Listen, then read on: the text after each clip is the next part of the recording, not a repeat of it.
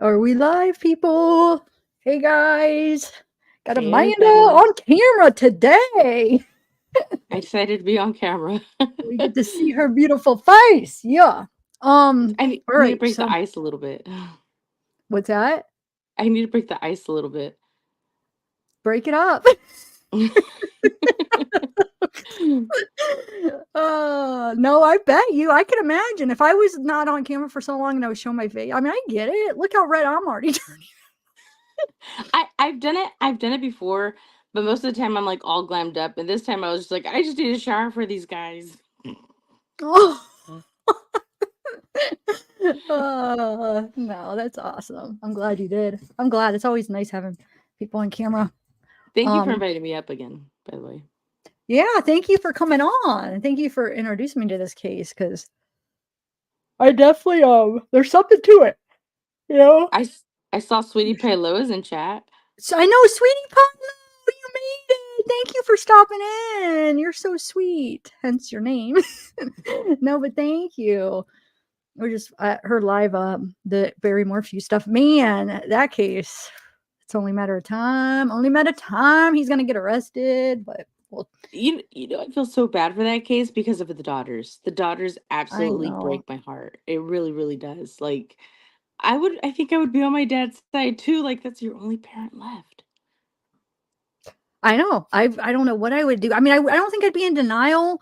I would just be able to forgive him probably, but I don't think I would if I knew that he did it, like I wouldn't lie and be like, I'm just gonna be in denial. Like I would just be like, that's my dad. I'm gonna forgive him if you can, if they're the type that wants to forgive him, but like don't not give justice to your mother because I mean, you know what I'm saying? If all everything points to him, I do think they should admit it. But we'll see what happens now that, they found those drugs in our system. I mean, I um admire I admire like their admiration towards their dad, but watching them in court and like holding hands and stuff, I'm just it. I mean, what's oh, the that was word? so It gives me the weird. big. It gives me the biggest ick.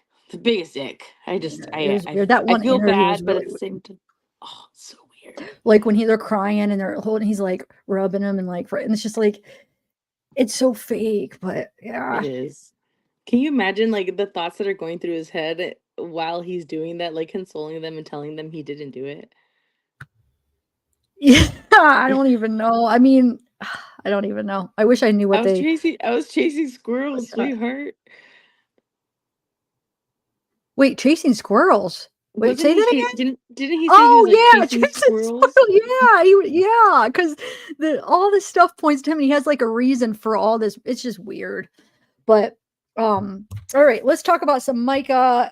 There's been a lot of stuff that's happened since I've talked about it. I think it's been like 4 or 5 days since I've done anything on it, and there's been a lot that's been going on. You had the pawn shop stuff that came out, the gas station footage that came out. We have like the A press family members coming release. out saying, "What's Yeah. that?" The family press release, yeah. Wait, what? When you say family press release, what are you referring to? Are you saying his or because now is it the Well, one you were telling me about? JP released his own little press release through his attorney, and then JP's dad released his own little thing through JP's attorney. So that's why I say Okay, like I'll have to the family press release. read that. Okay. I gotta well, when we find it later, I'll have to see because I don't know if I read that. I read one thing that the lawyer wrote the last lie, but I don't know if it was considered. Yeah, I think it was a press release, but we have stuff to do that before that anyway. I kind of want to start off on one of those articles because there's a few articles. Fitz News has a new article that's really interesting. Um, there's a few, I think Daily Mail does. Hold on. What about the one? There's one. Let's do here. Let's do the Fitz News one. You want to? You want to read that? Because Yeah, there's one with Daily Mail where it says JP's worth 5.9 million. I don't know if you read that. We have uh Court TV. There's a Court TV video that I'd never seen that's on their website. It's not on their channel. We have that sermon that you sent me. So yeah, we have different stuff I want to go through. I have like at least 10 or 11 emails that I sent to myself with links, some that you sent me. And then, yeah, let's start off. Let me read this article. Let's read this Fitz News article real quick. okay, It's you go for it. okay. Um, But hey, everybody. Hi, Wolfpack. Hey, Kezchick. Hey, Sarah. Hey, Tam. Tam. Pickles. Sarah. We got 2 Sarahs in the house. Is somebody being mean to you, sweetie Pilo? No. Don't be mean to maybe they were joking. I misunderstand people all the time. I'm like, wait, what did you tell me? They're like, no, I didn't mean all like, oh, okay, sorry. And then you guys remember Wednesday's the big interview with Shonda's sister Paige, Wednesday at 8:00 Eastern time. So don't miss that. I am so excited for that. All right, let me share my screen real quick. Okay.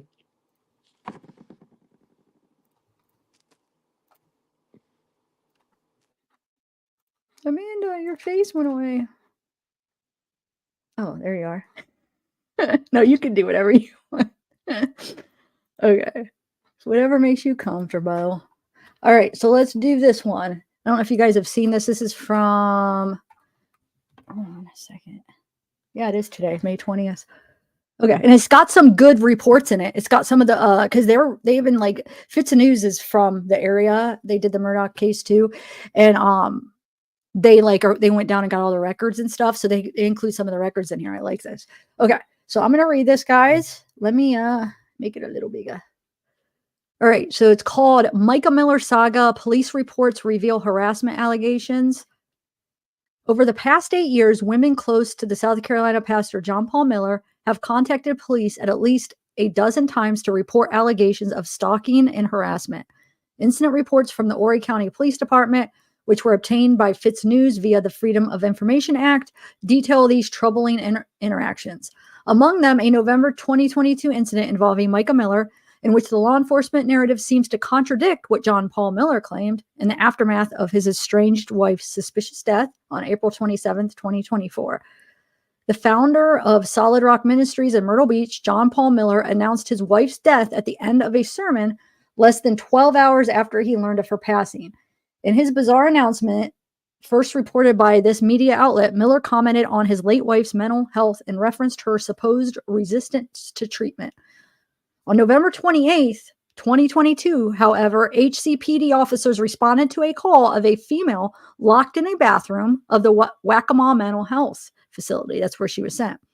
In Myrtle Beach, officers arrived on the scene to find Mica Miller sitting in the passenger seat of a Ram truck in the parking lot with John Paul Miller, who was trying to take her from the scene, according to the report. John Paul was interrupting Micah and would not allow her to speak to officers. The report alleged the names are redacted from the reports. However, our FOIA request was for records pertaining to John Paul Miller, and he is the only male referenced in this report. The report makes it clear that the female seeking mental health treatment is his wife, Mica Miller. Okay, so here's a part from the report.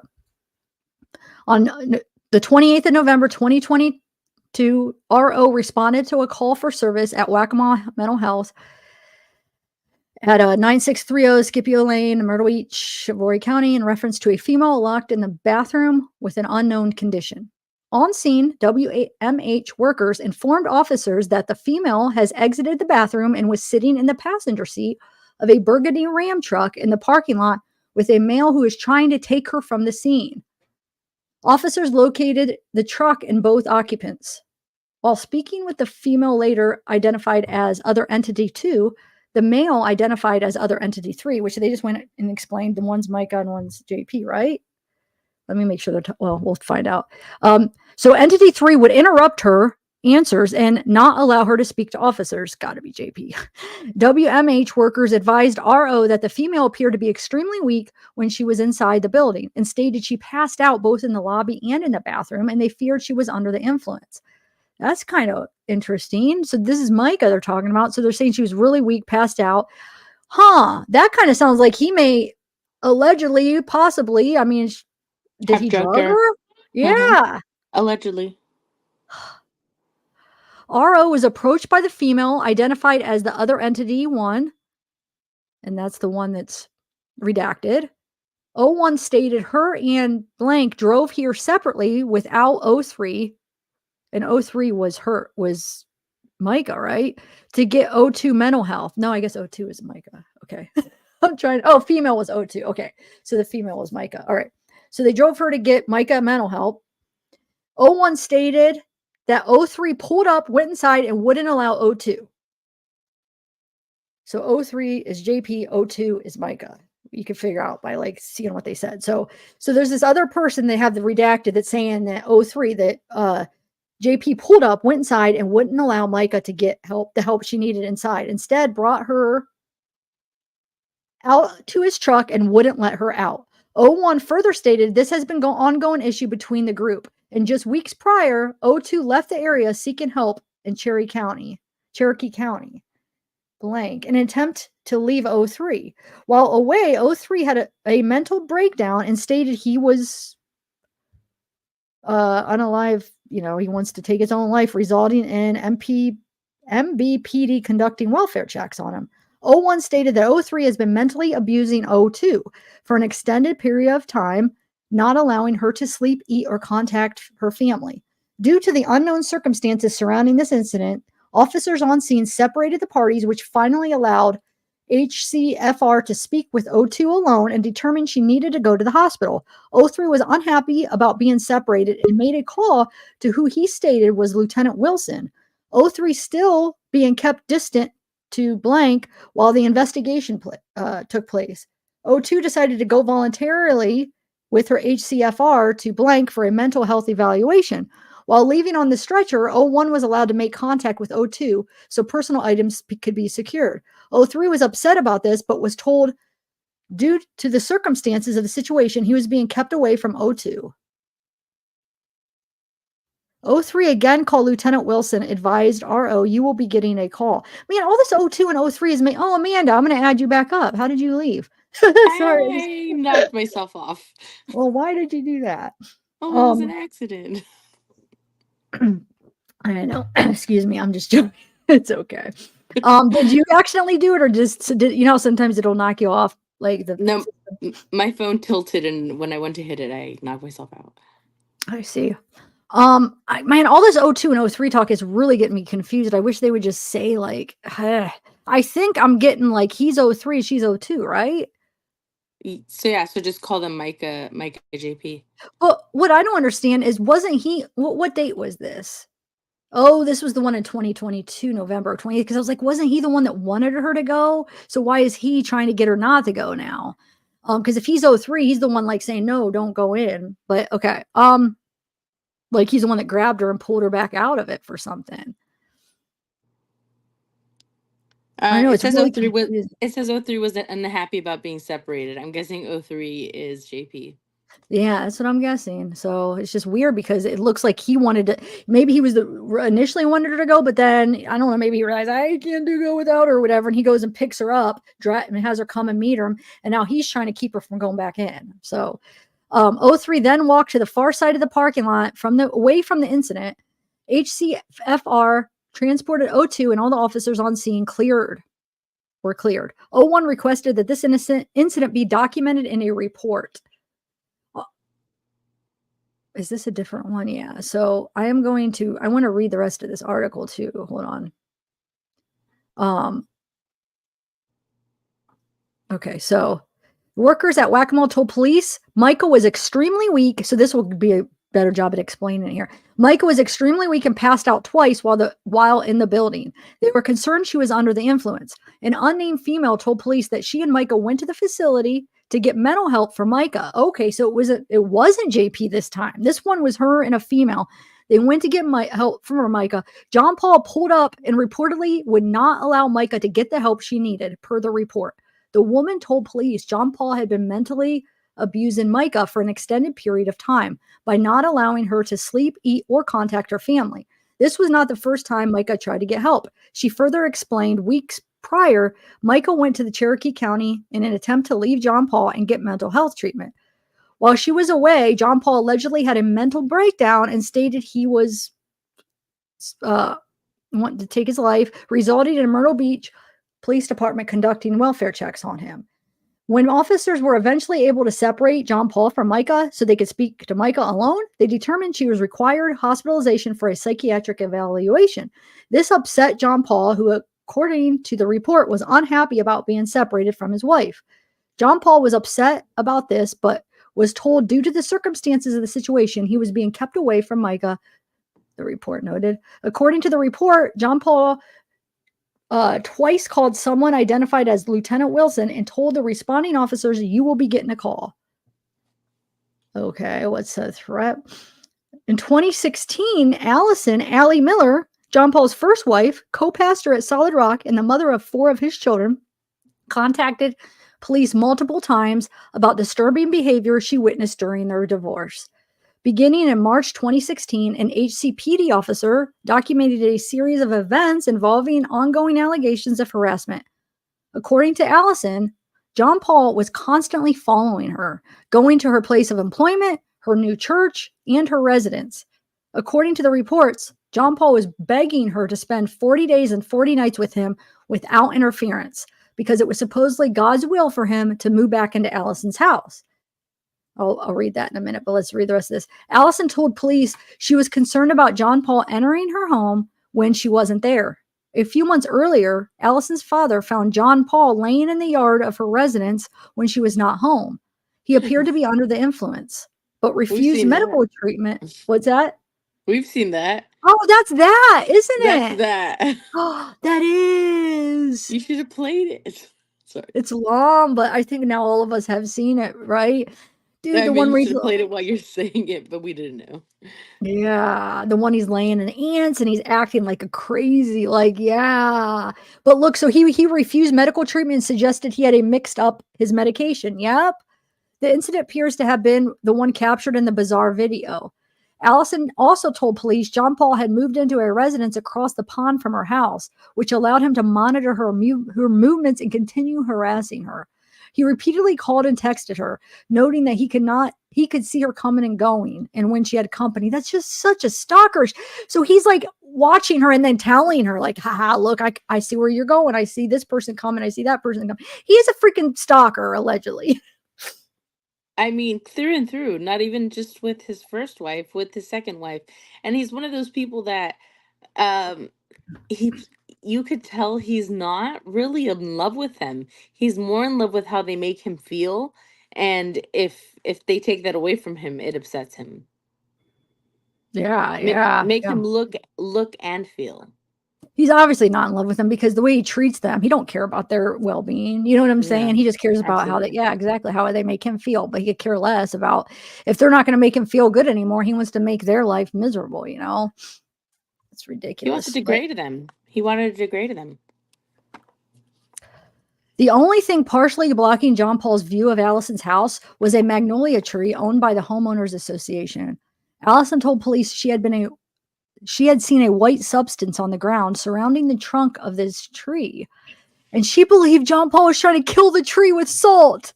Oh my God, because that's the only thing like blocking. Dude, this guy's psycho. According to Allison, she had seen him use this technique to kill trees on church property. Although Allison told police she did not fear for her safety, she described the stalking and harassment as continuous. She planned to discuss trespass notices with her manager at work and her pastor at church, and was referred to her attorney to seek an order of protection.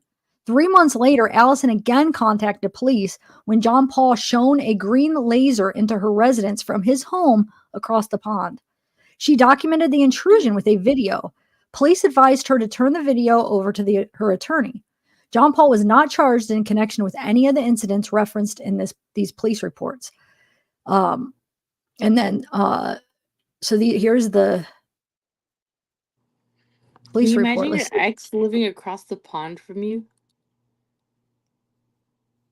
Your crazy ex. Not an ex like that. No, oh my God. No. That's so, yeah. Yeah, I don't like that. Let's see. I don't know if this is just going to basically,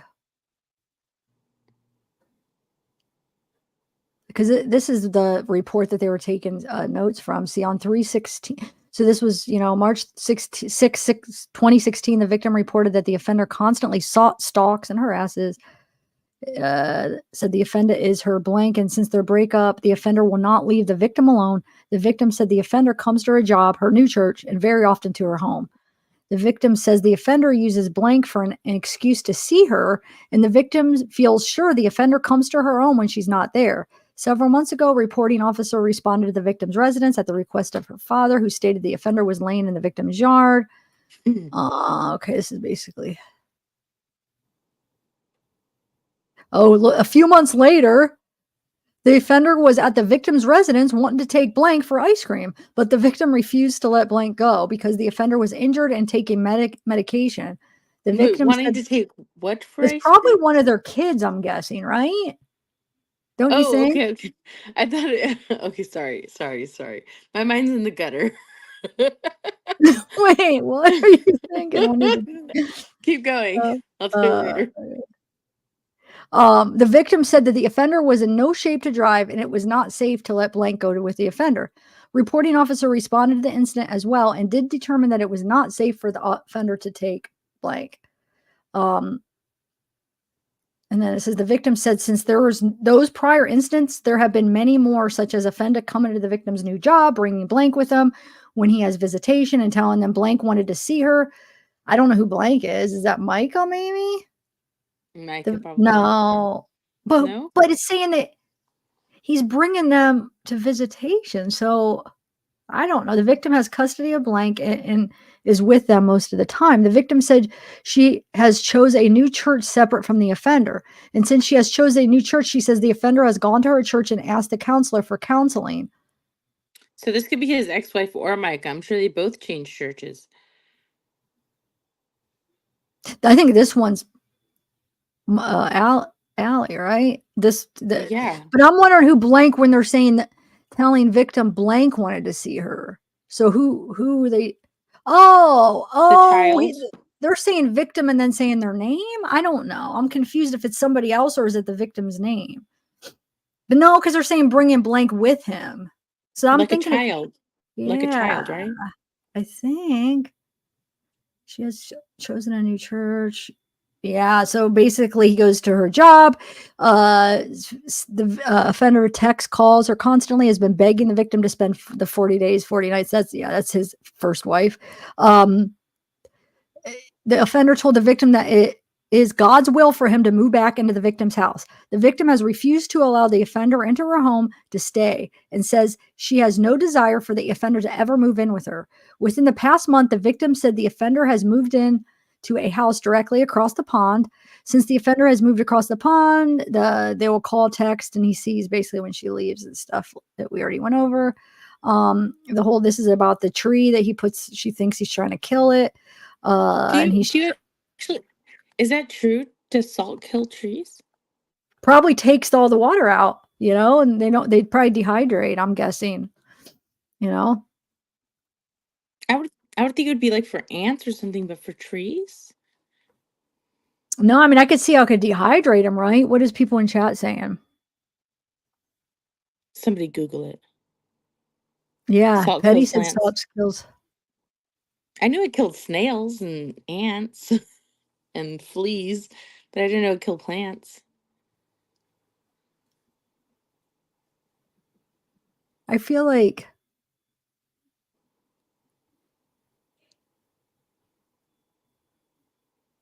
it would dehydrate the trees, don't you think? No, you're right. I didn't fathom it. Like, what a petty thing to do. It is. No, it really is. Hey, beautiful mess. He said it himself. He likes to inflict pain on the people he's upset with. Very sucky. All right. So then, like I said, she goes on to say how she's seen him do it on other stuff. Here's another one. Let's see. I think this is kind of a new. It says the victim has recently had a video surveillance system placed on her residence and said she would advise reporting officer on any video evidence. Wait, who? The victim, has had a video surveillance system placed on her residence and said she would advise reporting officer of any video evidence of the offender stalking around her residence. or intentionally causing damage to the large tree. The victim said the offender's reason for wanting to destroy the tree is so he can fully see the front of the victim's residence. The victim said she does not feel physically threatened by the offender, but she does feel like the offender is stalking her and harassing her nonstop.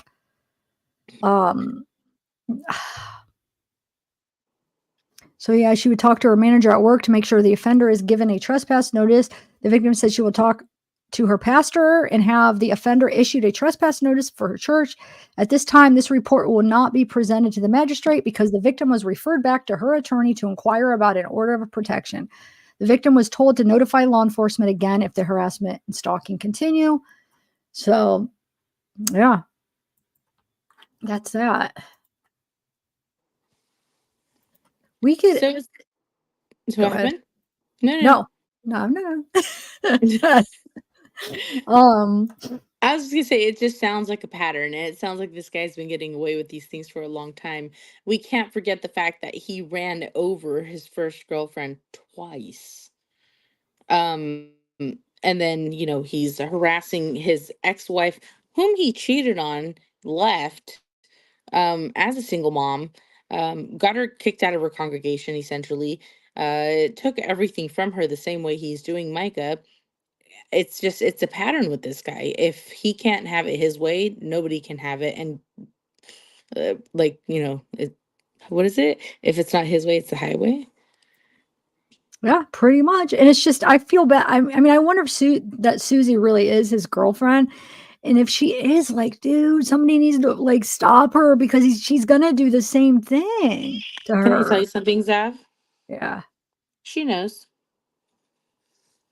What does she think? She's gonna be too good? She's gonna be an exception? No, it's the money. She knows. Oh, dang it. He has power, and with power comes a lot of gold diggers. Oh, I mean, she. I hate to say this, but she married a paraplegic man, and essentially became his caregiver, being paid to take care of her husband. It sounds like she does things for the money. Unfortunately, I'm just going to go ahead and say it, and allegedly, and I think she knows everything. I mean, she has to be watching all of this. She has to, yeah. You would think. You just cut out. You're froze.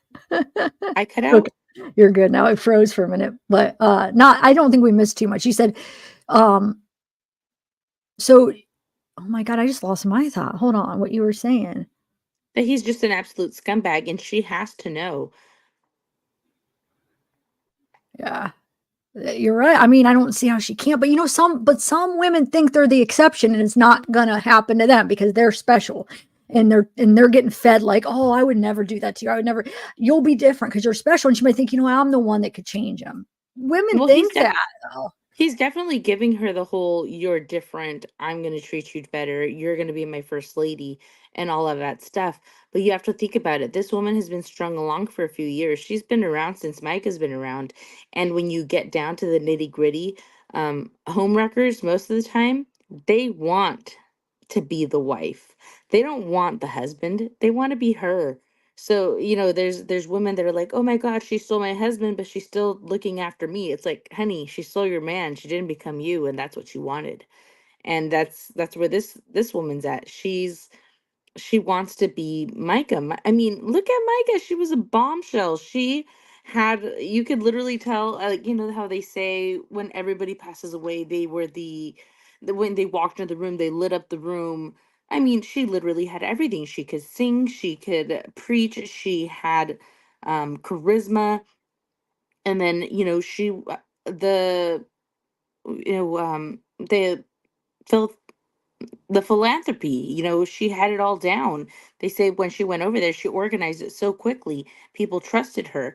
And this girl, she can only want that. And she thinks that she's going to get it. He's probably promising her all that stuff. Oh, I have this $4,000 vacation planned. Let's go on it.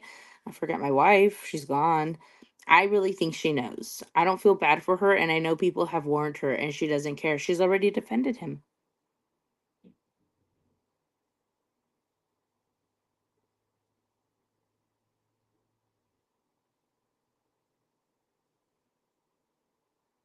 You muted. I get muted. Did you mute me? Oh, did I mute you? I don't know. I know you you don't have that control. No, but I think, wow. Because I was looking at, like, I was feeling bad for her. Like, God, it's gonna happen to her. But if she's aware and she's just in it for, like you said, then what do you guys think in the chat? Are you guys thinking that she knows? 1 for gold digger, 2 for naive. There you go. Almost not naive. I guess that would be naive, but it's just like thinking that she's going to be, the special one, the exception. That would be naive. You're right. Yeah. Um. Come on, guys. So wait, what did we say? 1 for gold digger, 2 for naive. 1 for gold Like digger, 2 for it looks naive. like you were getting more. There's a lot of ones. She knows, dude. She knows. Maybe that shows my personality. I was like, oh, she's naive, because I'm probably naive sometimes. But we got a couple twos. Misty. We got Misty. We got Petty's a 1 and a 2. I don't know what that means exactly, but What's the girlfriend's name? Susie. Misty, are you Susie? No, no, Misty's better. I know Misty. I'm kidding. Oh, I'm gonna play. Fake News has that ring footage up. Did you see that? I have not. Let's watch it. It's only like a minute, but thank you, Sarah. Sarah sent it to me earlier. All right. I'm gonna unmic and uncam. Okay. So she just walked out 10:13 a.m. And shout out to Fitz News, dude. I've been loving them for this case. And I loved them for Murdoch case too. Anything in North Carolina or around the area, they're on it. Okay, so it's making me sad though. Micah, why? Why did you have to do that?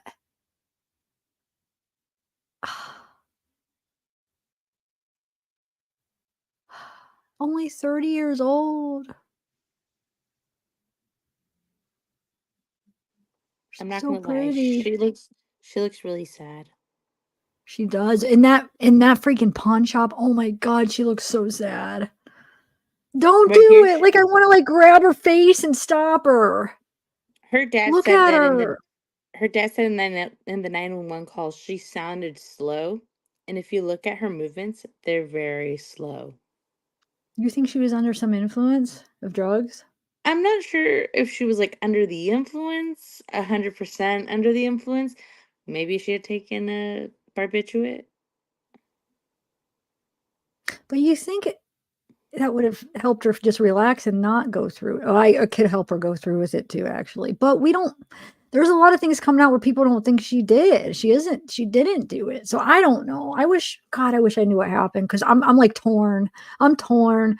Like, I think there is a good chance she did, but I also think there is a possibility that there's more to it. Well, there's definitely more to it, but that she didn't and she was forced to, like, physically, maybe. I don't know. I do think there's a possibility now with everything coming out that maybe somebody else was there with her. So Do guys, you? I kind of outed myself yesterday on a TikTok live, and even though it's magic ink and it disappeared, I figured I would share my story a little bit. Well, not necessarily my story. I have a sister, and my sister was married, and I don't care if she finds out. She had an affair, and she was embarrassed. She didn't know what to do really, and she thought she may have become pregnant. She didn't, by the way. And she was so scared at the fact of people finding out and being embarrassed thoroughly that she tried to attempt to self-harm herself. The craziest part was, before she did it, she called me and told me, I'm getting my son ready. You're going to come pick him up. I'm going to go to work, and so on and so forth. So the next thing I knew, somebody was calling me to tell me, this is going on. The police are here, blah, blah, blah, blah. I show up, and my nephew's there, and there's a paper bag with his clothes and his stuff for the day, just simply for the day. And they cut you out of your clothes, but they cut her out of her uniform. Why? What in the split second changed her mind? I will never know. But that's why when they were like uniform, I'm like, why the uniform? And I'm saying that knowing very well in my head that I've seen it before. Wait, what do you mean cut? I'm not, why am I not understanding who cut who out of the uniform? When the paramedics show up to resuscitate you, they cut off your clothing. So on the floor in the living room was my sister's uniform from work. Oh. But wait, I thought she didn't go through with it. What am I? She I'm did no, she did go through with it, but she didn't succeed. So Oh, okay. so she was still transported to the hospital. So when I got there, I got to see the aftermath, and like I said, the bag for my nephew was there, like with all of his stuff, just enough stuff for a day. Um, and her stuff was ready to go to work, car keys, her little bag that she took for work, everything. And, again, when I heard this, I was like, why? Why was she in her uniform? Knowing very well what I know. What you're saying. So she had, yeah, because people like she wouldn't put on her work uniform if she was planning on doing that. But yeah, is that what you mean? Or am I Yeah, sound like I an mean, idiot? like, Okay. no, no, no. It's a split second decision. Like they've been thinking about it for the Yeah. longest time, and we all And they know don't know if that. they're gonna actually go through with it. Like, because they probably have done it so many times or they thought about it and didn't follow through. So they just want to prepare for the day in case they end up not going through with it, right? Well, yeah, that, and then, um, she, I don't want to say that the 911 call was a call for help, but I think it was her way of hoping somebody would talk her out of it. But Like why I did she think she hang was up going, so quick? You talking about Micah? yeah. Oh, and like, I know they did how they were supposed to do it, but I wish that 911 operator would have kept talking because she took a minute to go do whatever, like to put the information in or whatever she did. So it left like that split second for Mike. And if she would have kept talking and be like, hey, wait, but she stopped for a minute. And that kind of is like really frustrating to hear. I'm not saying she did anything wrong, but if she maybe would have kept talking and making her talk and not stopped. I mean, she paused for a minute to probably take down the information, but I wish she would have just kept talking because she hung up. Someone said, imagine Zav as a 911 operator. That's all sane. All sane. uh, all sane in That's the sweet. house. Honestly, Mm. honestly, remember Zav, the very first night we spoke with Kyler. I I don't know why, but I kept saying like it's a possibility that she did this. It's a possibility that she did this. And I say that because I had already seen that look in his eye that he was gonna torture her slowly. He was like I could feel it from the beginning, and that's why I'm so happy that her family is going after him. I hope that they have all the evidence. Like I know I've been saying this for a few days, but I'm making a video, but it's video of,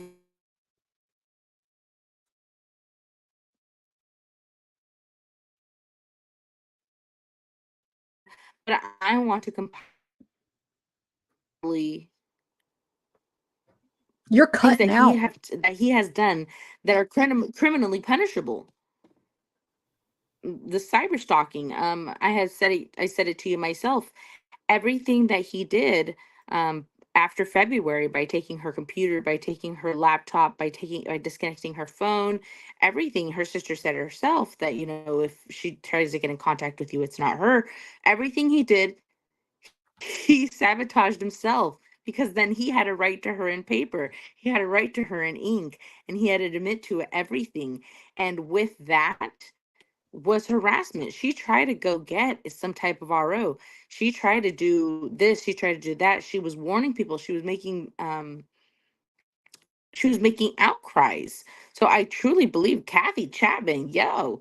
But she was truly trying to get away from this man, and he was harassing her. What about the video of her in the parking lot where he's threatening her? Like, I'm going to expose you. And, like, Yeah. basically, I feel like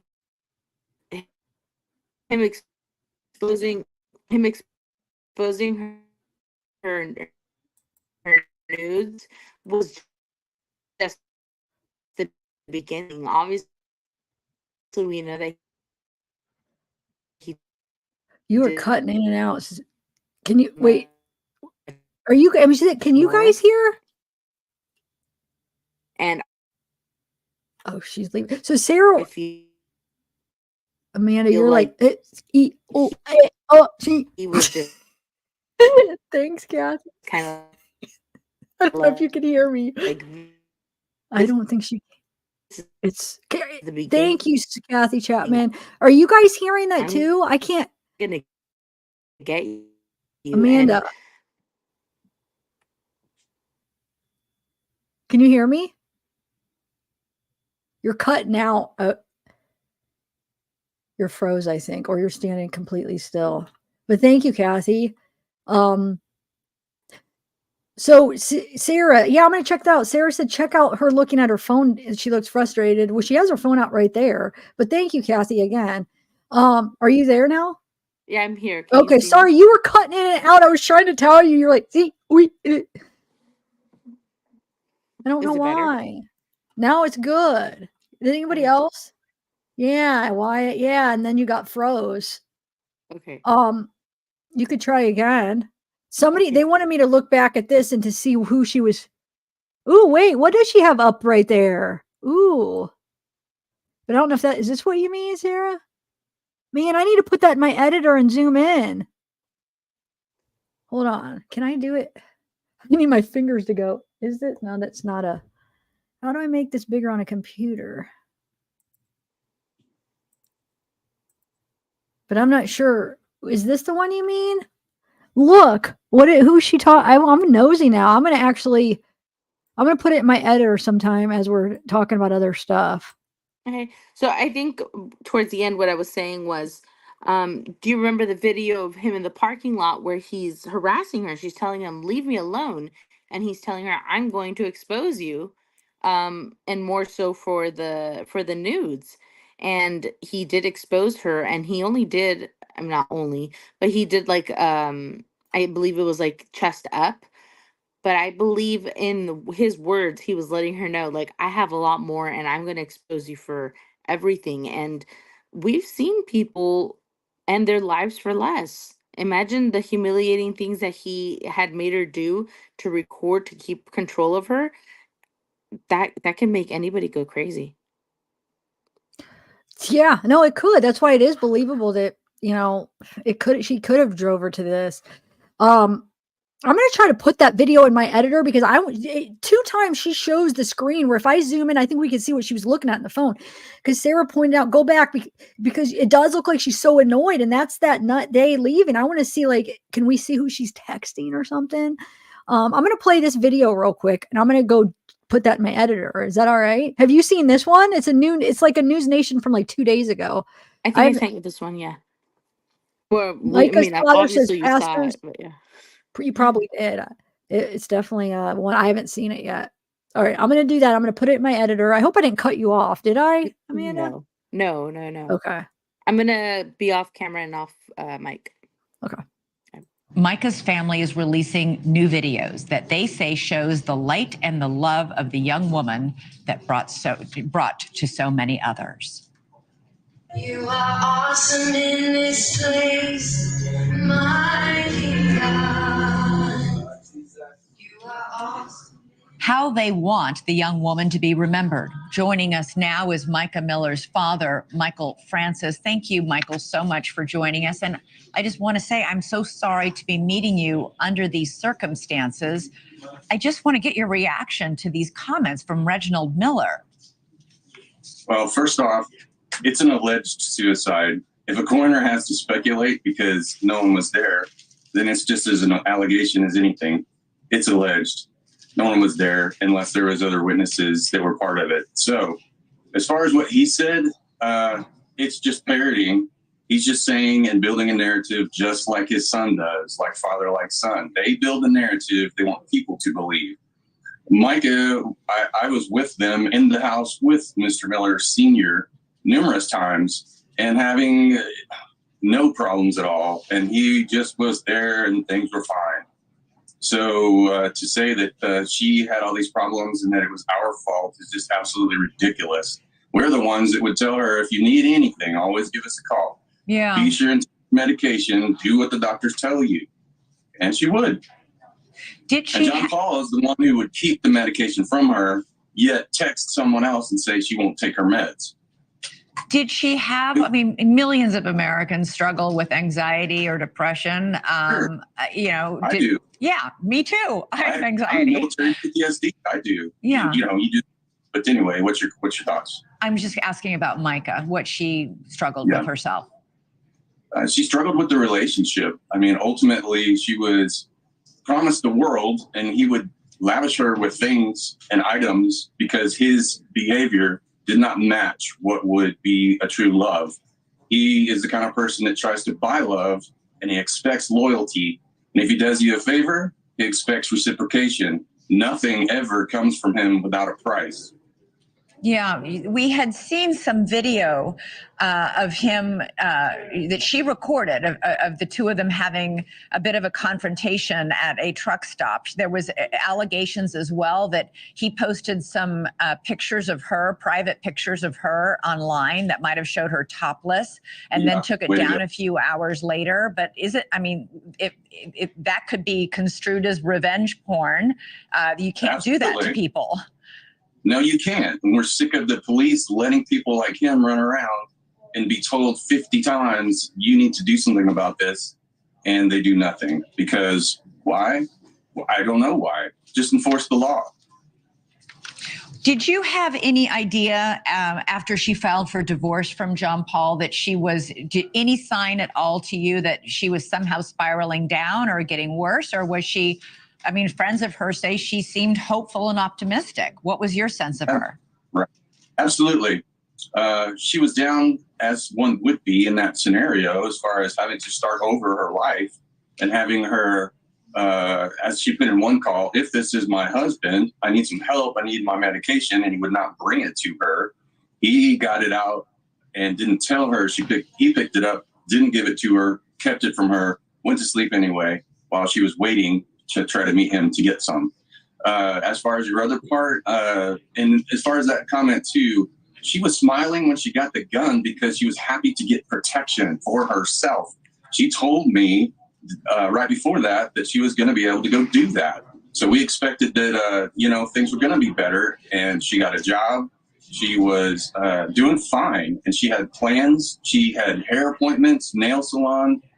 She had bills she was, worried to get paid because she had items that were at his house that he wouldn't give her, that she was still paying for, and then try to sell them online.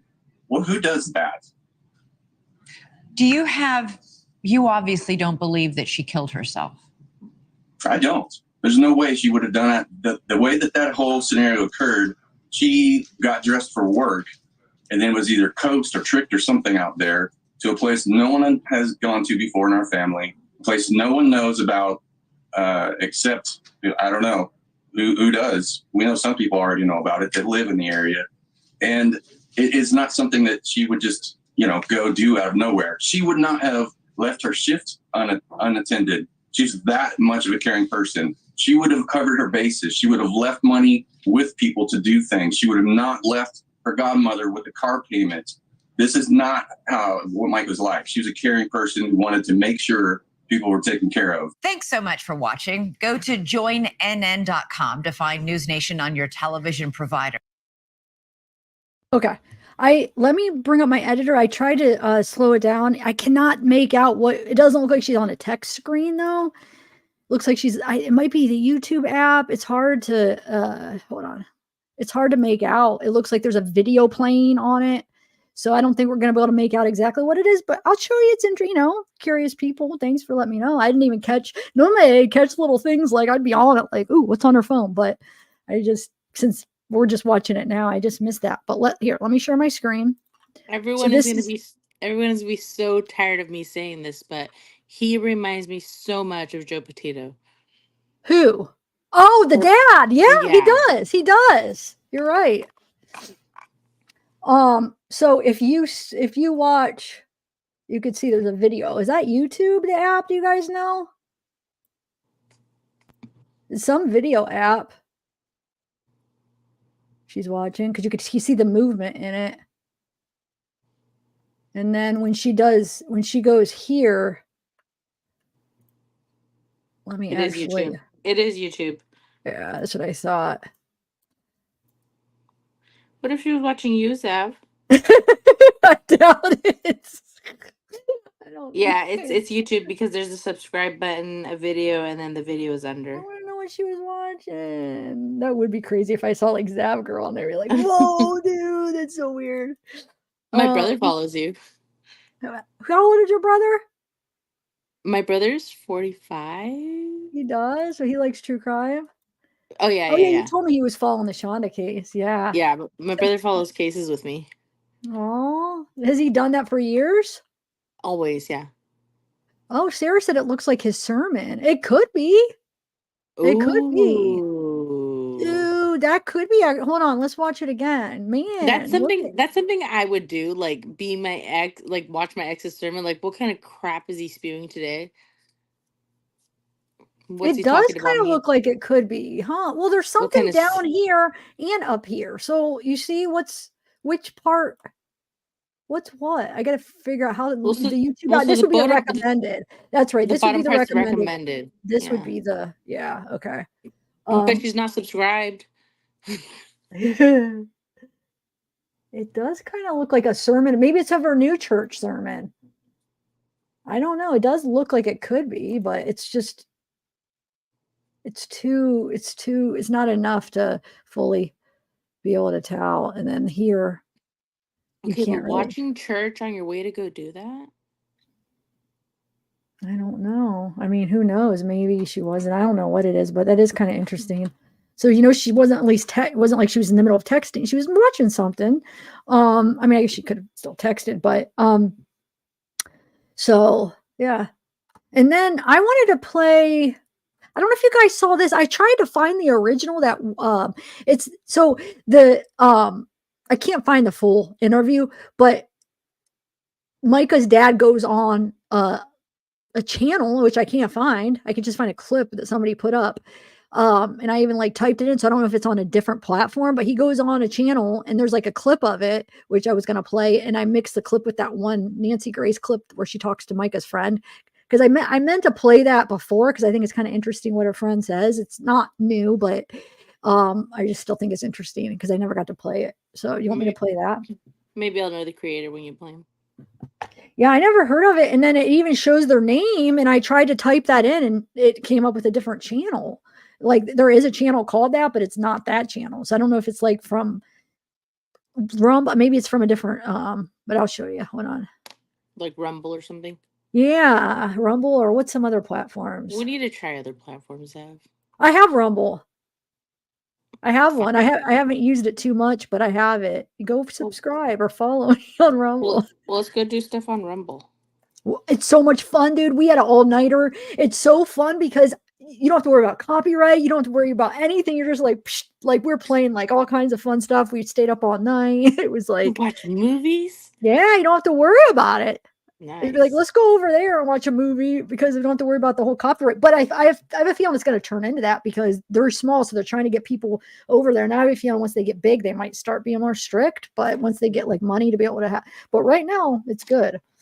All right, here it is, right here. Comment saying, if I'm pregnant at this time, it could be a black baby. And he said, that's just so dumb. That doesn't make any sense at all. Wait, the Awake Nation. I think I typed in Wake Nation because I read over here. Maybe I can find it. Go find it, Amanda. Wait, what's it called? The Awake Nation. I was putting in the Wake Nation. Oh my God, I'm an idiot. The Awake Nation. See if you can find that channel. I was like, what does this have to do with it? Well, no, look, her dad is on it. I want to find her dad. I want to find this whole interview. She made a comment saying, I don't know. if I'm pregnant at this time, it could be a black baby. And he said, that's just so dumb. That doesn't make any sense at all. She's crazy. Like 330 he had sex in front of her with a black guy because she didn't want to have anything to do with it. And then he admitted in their area and such, and for his pleasure. Because Micah didn't want to participate at that point. She was just shocked. And so she was just thinking that could be possible. That's why she said that, not because she's crazy, because he submitted her to that. He demanded it of her. And that there was multiple occasions of this happening. In the last hours, a 911 call has been released that purports to be Micah near suicide. Wait, Yeah, what? To find it out. You're cutting out. What? Try it Sorry, again. that was actually my voice. I said, do you need me to look for it on Rumble?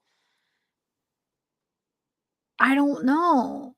Oh, it's the Wake Nation show, but I've tried the Wake Nation show and couldn't find it. And I just saw when this person that put a clip up, watch what it She says. made a comment saying, The Awake Nation, because I've already tried the Wake one, but they said credit to the Awake Nation. So that's why I said try that, because I couldn't find it on the Wake. The Wake.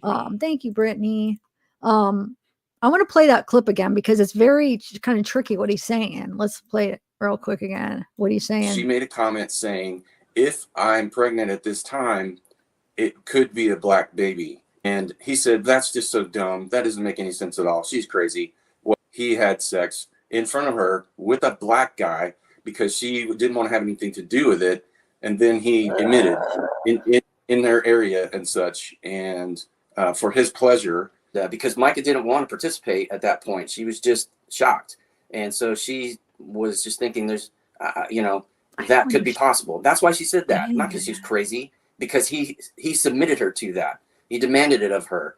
And that there was multiple occasions of this happening. In the last hours. I'm a little bit confused. What is he claiming? He's claiming that she wasn't crazy for saying if it's a black baby, but she's saying because he submitted her to like threesomes with a black guy, but yet she didn't want to partake in it. But then how is she getting pregnant? I'm confused. Can somebody explain what he's saying? Am I like an idiot? Do you want to play it one more time? Yeah. Okay, go for it. She made a comment saying, if I'm pregnant at this time, it could be a black baby. And he said, that's just so dumb. That doesn't make any sense at all. She's crazy. Well, he had sex in front of her with a black guy because she didn't want to have anything to do with it. And then he admitted in their area and such. And for his pleasure, because Micah didn't want to participate at that point. She was just shocked. And so she was just thinking that could be possible. That's why she said that, not because she's crazy, because he submitted her to that. He demanded it of her. And that there was multiple occasions of this happening. In the last hours, that didn't make sense. I know it doesn't make sense to me either. I don't know. Does anybody else know what they mean by that?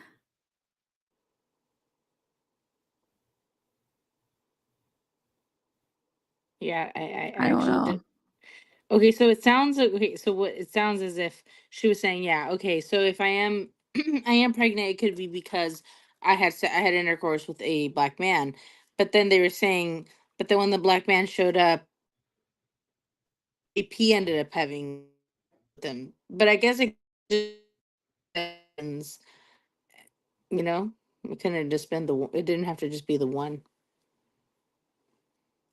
Say that again. Hold on, I sidetrack. What did we say that one more time? I said, it appears as if JP had had relations with this person, and she was saying she could have been pregnant by some American, but I'm saying maybe it could have just been somebody else. Like it didn't always have to be that same incident. Like maybe she was talking about she could have already been pregnant. I don't know. Because he didn't just make her do this one time, from what I heard. Yeah, I mean, I don't know. I know I want to read that article too, where it talks about that kind of something like that. Remember you and I had mentioned we weren't going to speak about this until it was like in stone, and now it's in stone, and it's like it's hard to imagine. Wait, what's in stone?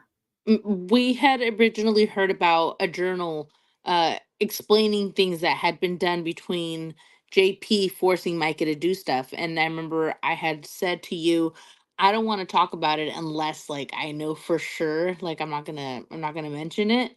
And now that I know for sure that it's real and it's out there, like, I'm just like, holy crap, like, it's almost too hard to believe. Like what I've said before, this movie writes itself. Like it's unfathomable. It's unfathomable.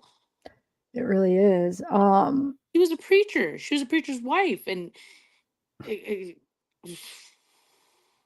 Yeah, it's crazy. It's yeah. Well, have you seen this interview with Nancy Grace with a friend? I have not. I actually just found one that came out recently too, so we have another one before the end of the night. Ooh, good, good. I know, good. I do. I still have a list of stuff like the stuff you sent me. So yeah, we still have, we have a lot of stuff, guys. So stick around and run to Jay. I see you, and we're gonna. Oh, ooh, got a Charlie horse or something. We're gonna pull you up. Give us a little bit of time because we want to go through some stuff first. But I have your videos, and I definitely have them on the list to talk about. So we'll definitely get to that. But just, are you going to be around for a while? We had a little pre-plan. Yeah. All right. So let's watch Nancy Grace. This isn't a new one, but it is something I never played. And I wanted to, and I just thought it was kind of interesting what the friend said. This is like Micah's new friend that she had from the church. A call has been released that purports to be Micah near suicide. Her family and loved ones want proof, and I don't blame them. Let me remind everyone, the husband/pastor has not been named as a suspect. We invited him to join us and set straight the record. He did not respond, but who did respond? A very dear friend of Micah's, Shaylin French, is joining us. Shaylin, thank you for being with us. Shaylin, when did you learn that Micah had passed away? I learned 2 days ago on TikTok. It went viral, and I was laying in bed, and I found the video. And to those who are in her life group in Kansas, where she tried to come back to separate from her husband in early 2023, I shared it with them, and we all found out right then and there. What was your immediate thought when you learned Micah was dead? My immediate thoughts went straight to him. I remember the stories. What do you mean by that? You felt sorry for him? You felt empathy for him? When you say your immediate thoughts went straight to him, what exactly did you think when you heard Micah is dead? After the stories that she had shared with everyone about her abuse, and we all got very watered down versions of obviously everything that was happening, because when you just meet somebody, you're not going to tell them everything. But we got all text messages when she was leaving that didn't make any sense, when she was planning on staying in Kansas and she was planning on thriving, she was planning on making trips, healing, and all of a sudden we heard nothing. It was a, hey, good news, I've been reconciled. My husband's allowing me to come back home. Praise God. It didn't sound like her. Okay, whoa. My husband's allowing me to come back home. He allowed her to come back home? I've been reconciled. Praise God. Okay. The abuse that she did admit, what did she say? To me personally, and she did not give explicit details, she mentioned how her husband would watch or make her watch unholy acts. And those are the exact words that she gave to me. When I tried to ask deeper, I didn't get an answer. Were you surprised when you learned Micah was dead? Let me just, Melanie, you're fine. She's fine, guys. No, because I was literally like trying to figure out what she meant. She was just explaining it. Because I'm still a little bit confused because her dad said that she refused to be with this guy. So how? Is she saying that somehow JP got this other guy's into her somehow without her being with him? It just was really confusing. But no, Melanie's okay, guys. She was just answering my question, really.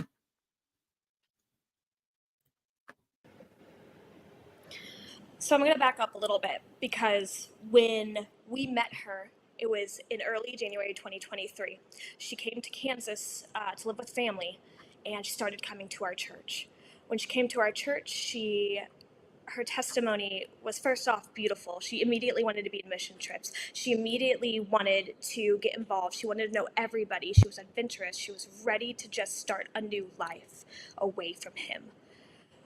We had conversations about her taking care of her own mental health. We had conversations about her feeling like there was nothing wrong with her, but she wanted to double check. She was so happy to be able to deal with her own mental health. She was so happy to be able to go see a therapist. We were making plans. And then in March 23rd, 2023, we all got a text message that said, praise God, I've been reconciled. So am I surprised that she's dead? Yes, because she was so smart and I hoped she would escape it. And you could tell she was definitely in fear, even being away from him. I don't understand the nature of their relationship when she was 15 years old when she met him. How did she end up mother to his 5 children from another woman? I am not sure. So when she met us in Kansas, she did talk about his children, but the only thing she mentioned was that they were close to her age. She treated them like they were her own. She was very kind to them. She talked about missing them even. So the thing that is interesting to me is like she was all pumped up about getting away from him, starting this new church, and then you saw the last text sent out was, "Hey, he's gonna let me. We reconciled. He's gonna let me back." And she was all excited, thinking like everybody would be like, "Oh, that's good news." And she's like, "That wasn't like that's not good news." So was she planning on getting back with him? Obviously, at one point. So when did that turn into like? You see what I'm saying? Like right somewhat recently. I don't know what the dates. Did she say what dates she said that? Because was it Okay, like, so go I ahead. have two theories. One, okay, I have 3. 1, she was forced to say it. 2, she had to say it to save herself. 3, he wrote it. Ooh. But how do you have her phone if she was supposedly separated from her at that time? Remember, he had access to everything. If you have an iPhone and you have their laptop, you can do whatever you want. That's true. That's true. Very true. Even a watch, even an old phone, anything that's connected to your iCloud, you can send I could messages use to my anybody. iPad to text. Yeah, I could use my iPad to text too. Yeah, you're right. If she has And an iPhone. Sierra Francis warned. So when is this written? I don't know. When did she write her that? That's what I don't know. I wish I knew the Okay. date. I don't know if she said the date on there. Did she? Because I don't know, because we also have that really submissive email, or voicemail. Have you heard of the one that Micah left JP saying like she's sorry for leaving him when he was Yeah, trying? we could play that. I have it. I ended up getting the more complete version of it that I never. I still feel like it's very coerced.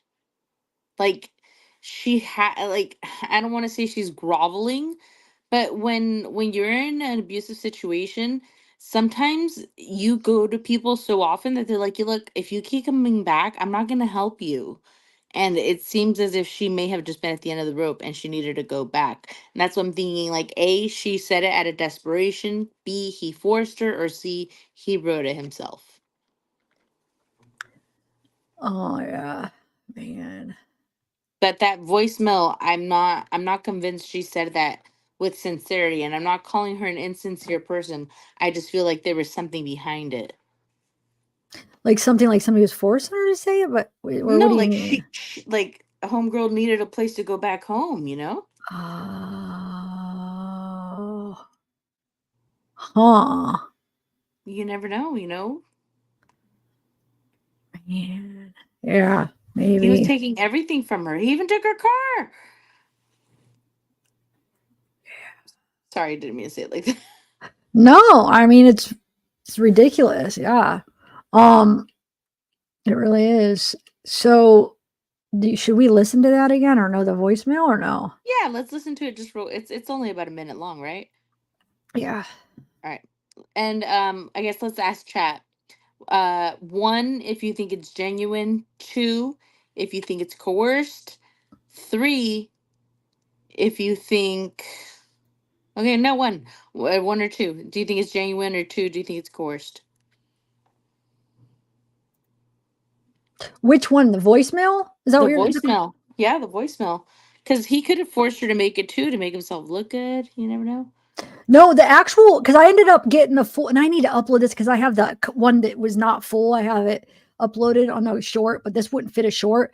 But it came out. I was able to find the full one. It's almost 3 minutes long. Play? Oh, you don't have it? No, I have it. I have it. I just don't have it uploaded like as a pre-record. No, I have it. We'll watch it. We'll listen. Let's do it. Yeah, let's Here we do it. go. Honey, hope I'm talking to my husband. I never should have left you. I never should have abandoned you when you were trying to work things out. I never should have put anybody else before you.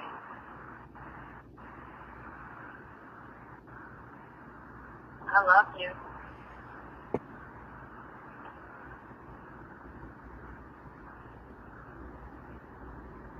At this point, I don't even know who my husband is because I don't have a paper trail. I don't have a copy of my marriage license and where it was filed and proof that I am married to who the world thinks I'm married to, who I think I'm married to. I don't even know anymore. I'm getting tax records from Mica Miller. I don't even know what my last name is. I know I'm Micah Acacia. I know I'm that. My parents gave me those 2 names. That's on my original birth certificate. Still is today. But I don't know who I belong to under God and legally anymore because I don't have a paper trail. And that's important because if you get put on life support, if you are mentally unable or unfit to run the church, I need to know the paper trail. Who's in charge? We got a lot of assets, a lot of money to guard. Because it's not our money, it's God's money. And whose money was that? Before God, He put it in the pockets of people.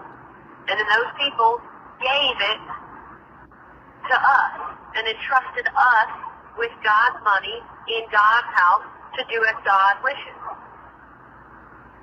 But I don't know who's steering the boat anymore, and that concerns me. I'd like a paper trail.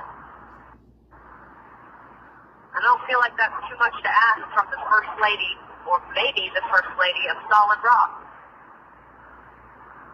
in case something happens to you. I love you. This isn't to harm you.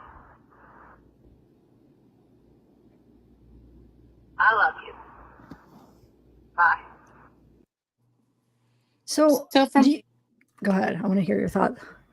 from my understanding, this was before he put her into the hospital.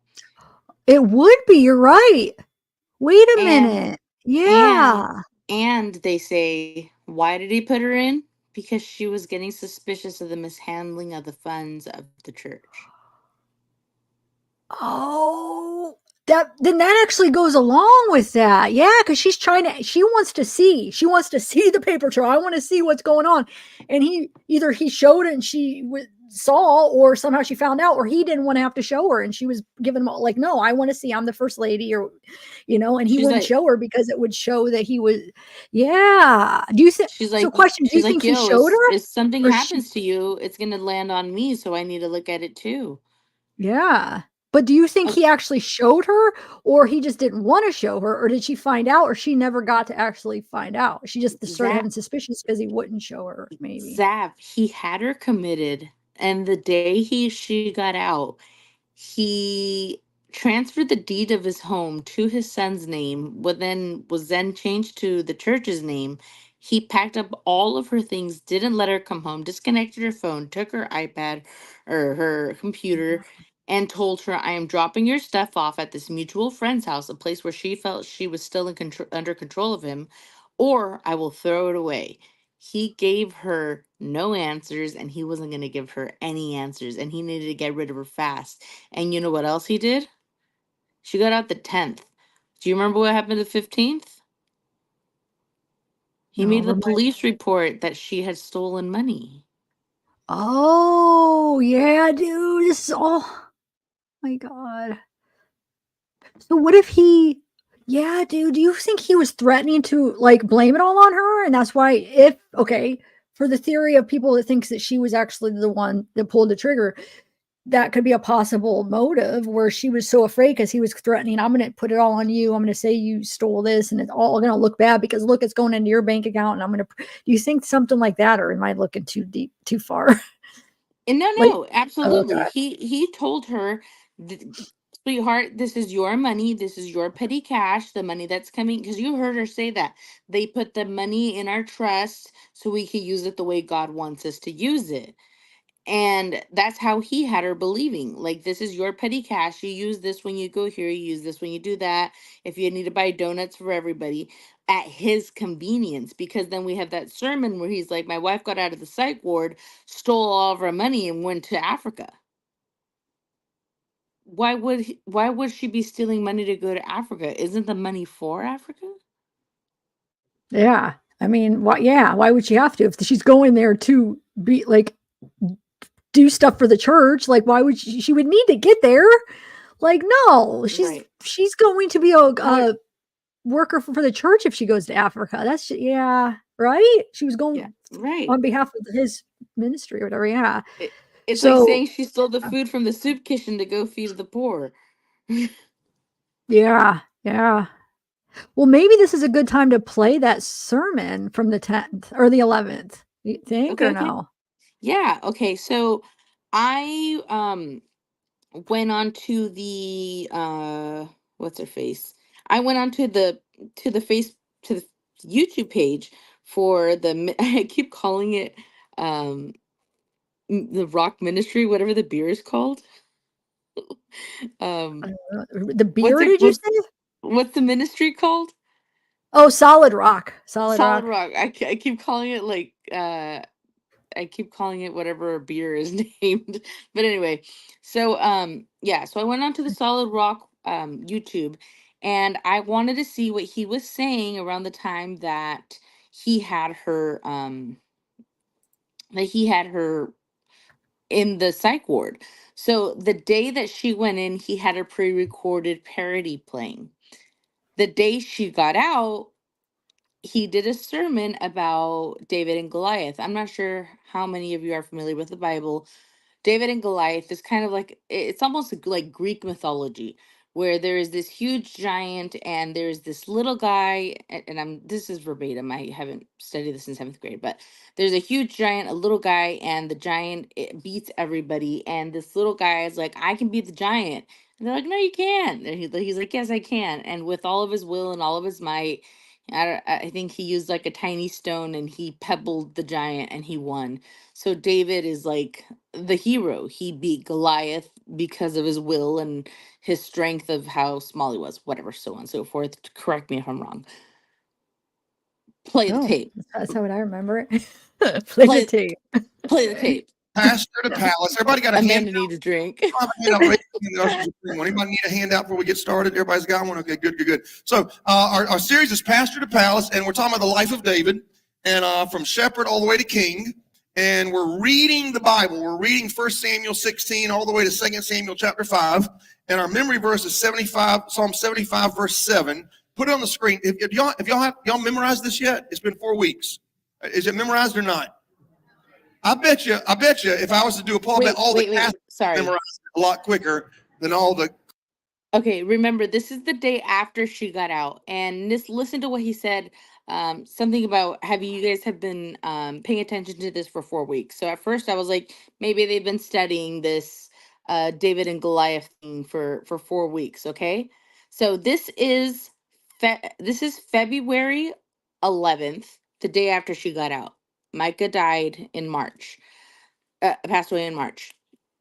Listen, okay? So he says it again, but listen how eerie it sounds. This is the last time I interrupt, but go for it.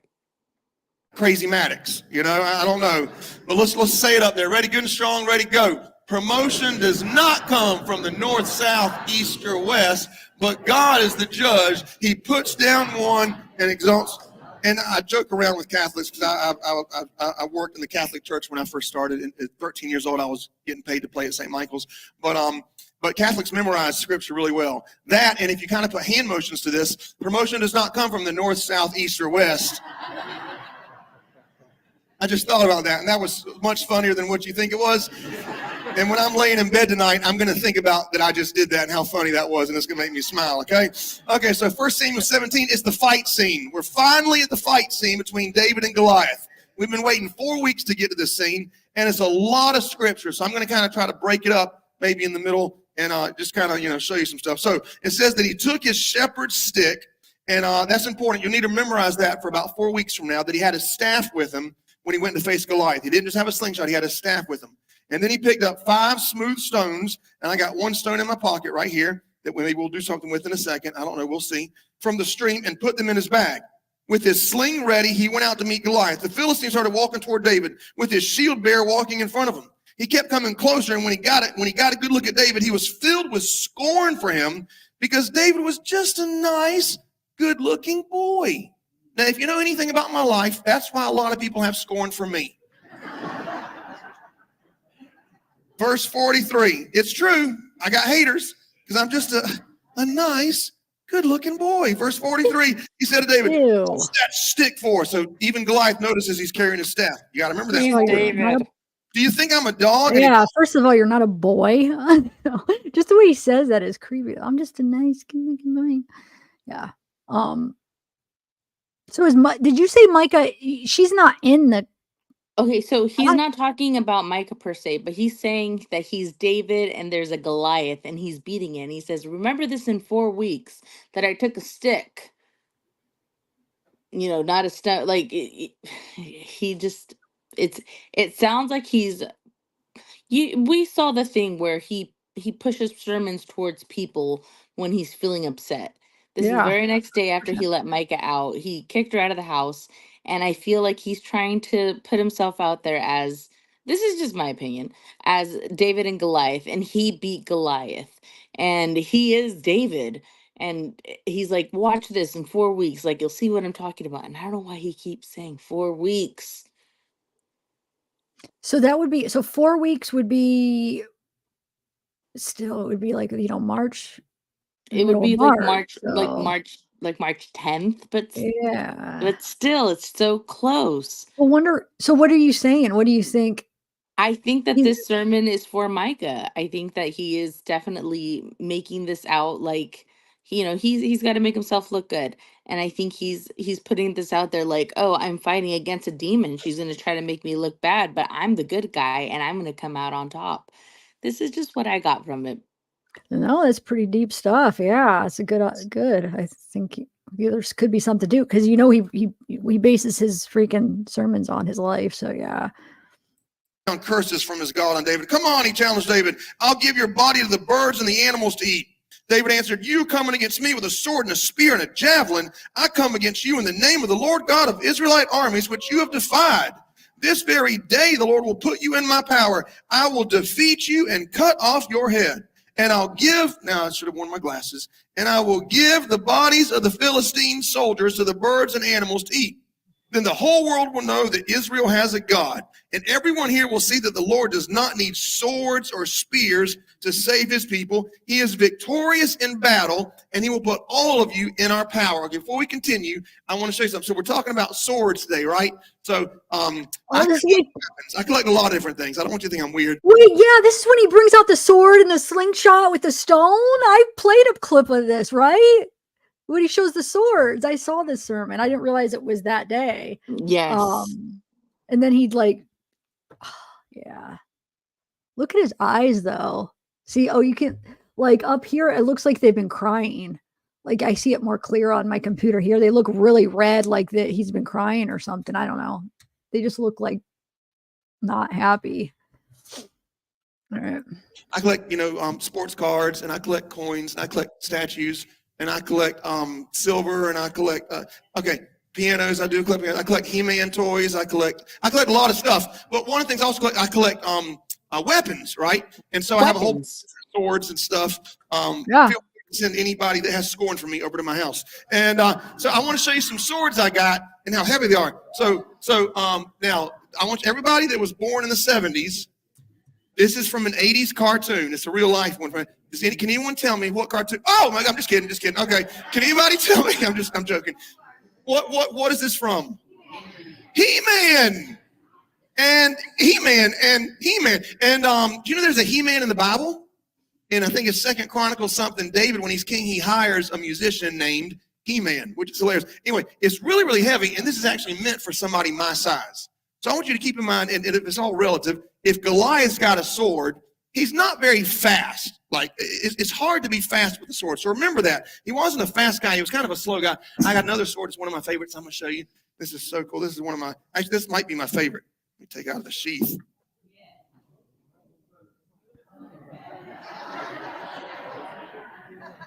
If you don't know what that is, you had bad parents growing up. Thundercats, right? Ho! Lionel? Oh, my Lord. I just...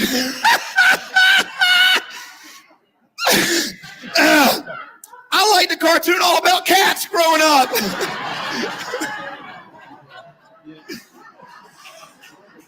Well, I know what I'm not doing second service. Anyway. Yeah, right? You shouldn't. So you got those big old swords. Goliath had a big old sword. And then you got David, and this is what his slingshot would have looked like, something like this, right? And I got a rock, and I've been practicing.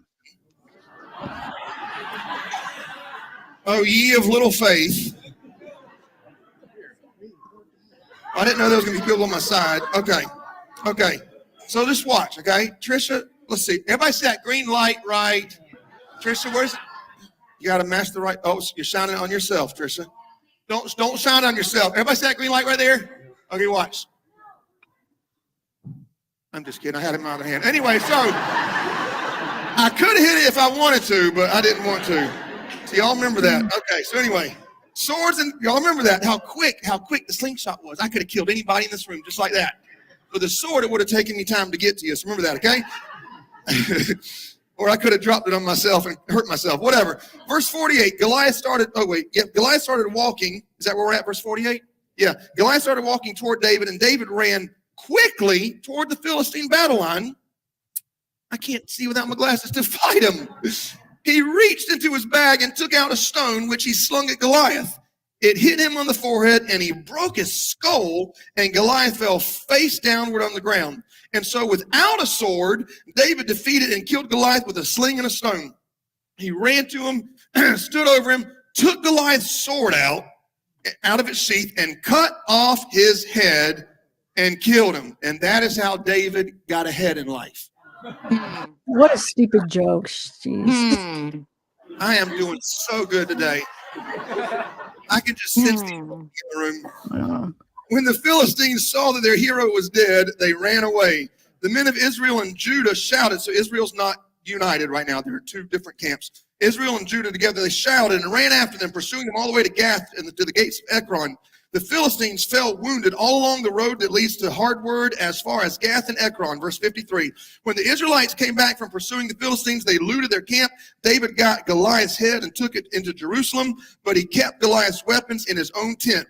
When Saul saw David going out to fight Goliath, he asked Abner, the commander of his army, Abner, whose son is he? I have no idea, your majesty. Abner answered, then go and find out, Saul ordered. So when David returned to camp after killing Goliath, Abner took him to Saul. David was still carrying Goliath's head. You thought that, you think that's gross? David actually, at one point when he was in battle, years from now, he took a bag of foreskin, like a whole bunch, and he's a pretty nasty. It's like the Walking Dead kind of thing. Like, this is pretty gross stuff. Young man, whose son are you? I am the son of your servant Jesse from Bethlehem. David answered, and that ends 1 Samuel 17. Now, you might be thinking, well, how come Saul doesn't know him? I thought David worked in the palace. Because at this point, Saul became a prideful king, and he didn't care about anybody. So yeah, when he needed someone to play the harp, he didn't ask who his name was. He didn't even acknowledge him. He just knew there's music. It makes me feel better. That's all I need. So this is when Saul really, really met David. Okay, today in part 5 for your notes, I want to talk about this. Be a conqueror. Be a conqueror. A conqueror is somebody who wins battles. Michael Jordan is a conqueror. Lionel Messi, the soccer player, is a conqueror. Muhammad Ali, a conqueror. But here's the thing. The Bible doesn't just tell us to be a conqueror. In Romans 8:37, it says we are more than conquerors. So what does it mean to be more than a conqueror? Here's what it means. To have the faith before you get in the battle to know you're already going to win. That's being more than a conqueror. When you know God has called me to fight this giant, so God's got my back. It's a fixed fight. As long as I go out under the battle line, I am going to be victorious. That is more than a conqueror. But here's the key I need you to see today, and this is the big point for today. The only way you will ever be a conqueror, even more than a conqueror, is if you go into battle. And many of us spend our whole life praying for God to remove the Goliaths in our life rather than going out and facing the Goliaths head on. See, I don't believe that Goliath represents our dreams or our goals, or, we have so many underdog stories and underdog movies based on David and Goliath, and they make it out to be that Goliath is the hopes that we have, and Goliath is our wants and our desires, and Goliath is the things we're praying for. That is not what Goliath represents. In fact, I think that any single Israelite out there that was a soldier, I think any of them could have defeated Goliath, just like David did. The miracle was not that David defeated Goliath. It says in Judges 20:16, there were 700 men who could sling a rock better than Pastor John Paul, add a hair and not miss. If there were 700 men in that army that could do it, then imagine how many there were in the Israelite army that could do it. That wasn't the miracle. The miracle wasn't that David won the fight. The miracle was that David had the faith to actually go out there and try to fight. That was it. See, David knew all you got to do is go out there. God will help you win. Well, I might not. It doesn't matter how good you are. God will help you win. That's the miracle in itself. So here's what Goliath represents. You ready? Goliath represents the things in life we run from, the things that we don't want to battle, the things that we don't want to face head on, the things we don't want to fight, the things we pray that God deals with without us having to do anything about it. Goliath represents our flesh patterns. Goliath represents our secret sin. Goliath represents the porn addiction, the food addiction, the social media addiction. Goliath represents 5 years of having a bad attitude every Monday. The what addiction? Who are we talking about right now, JP? Exactly. Yep. He talks about that quite often. They say, they say when he speaks, he's telling the truth. He's giving himself up with everything. And people can listen to this and not hear what they're hearing, but I hear between the lines. And I'm not saying that allegedly, I am not saying that this is a premeditated murder or anything of the sort, but I think that this man had this planned out to the point where he knew that he was going to tick her off to the point where he was to do this. He knew that she was vulnerable. And I think that's what this is about. He was like, "Oh, what are you gonna do? You're gonna win. Who's tough?" He almost wanted to say his name. Yeah. She didn't stand a chance. I feel like, not with her personality type mixed with with the manipulator. There's some people that are just more easily, and no fault of anybody's, the people that are, but they're drawn to certain people that they know that they could manipulate. I always wondered if I feel like I might be one of those people because I've had some freaking crazy relationships. I feel like, you know what I'm saying? So I was like, man, am I one of those people? No, I know what you mean. Like, oh, was I groomed? Like, yeah. But in reality, like, I'm not saying, oh, I got so lucky I wasn't groomed or whatnot. I was smart enough not to. This girl literally was groomed by her youth pastor, somebody in a position of power that was supposed to give her good advice in life and any advice, and she was taking it. Like, she really was a God-fearing woman. And some people mock religion, but there really are people that are God-fearing. Like, she quite literally had the word in her, and this man was using it against her. He was using that whole, like, I know it is Catholic guilt, but he was using that Christian guilt on her, and he had her, like, he was abusing her in every way, physically, mentally, emotionally, religious, like sexually, everything. Like there was nothing that he wasn't doing to her. And then on top of it, he was taunting her.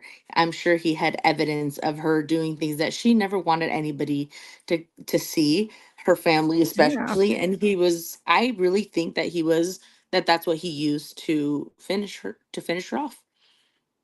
Yeah. Oh man. So sad. Um,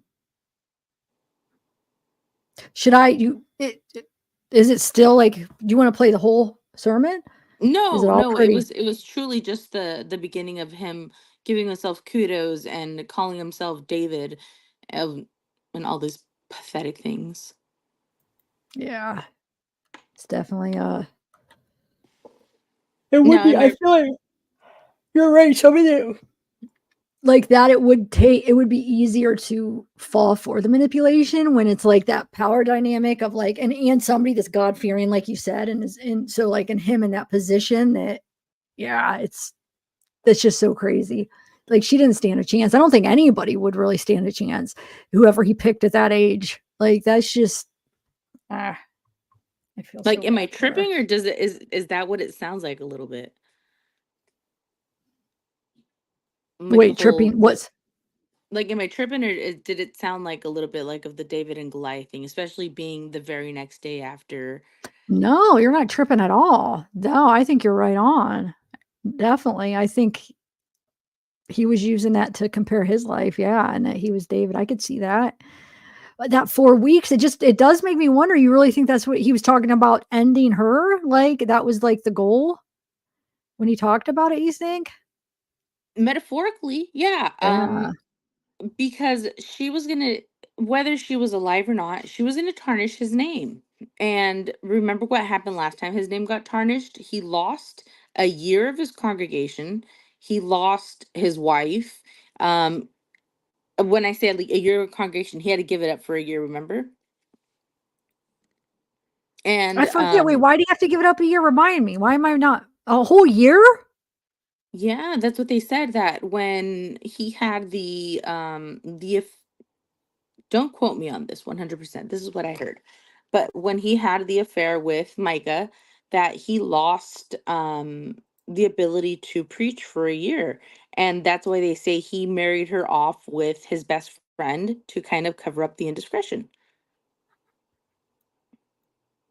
Wait. Say that again. Wait, it was before that Micah married his best friend? Is that what you're saying? Hmm.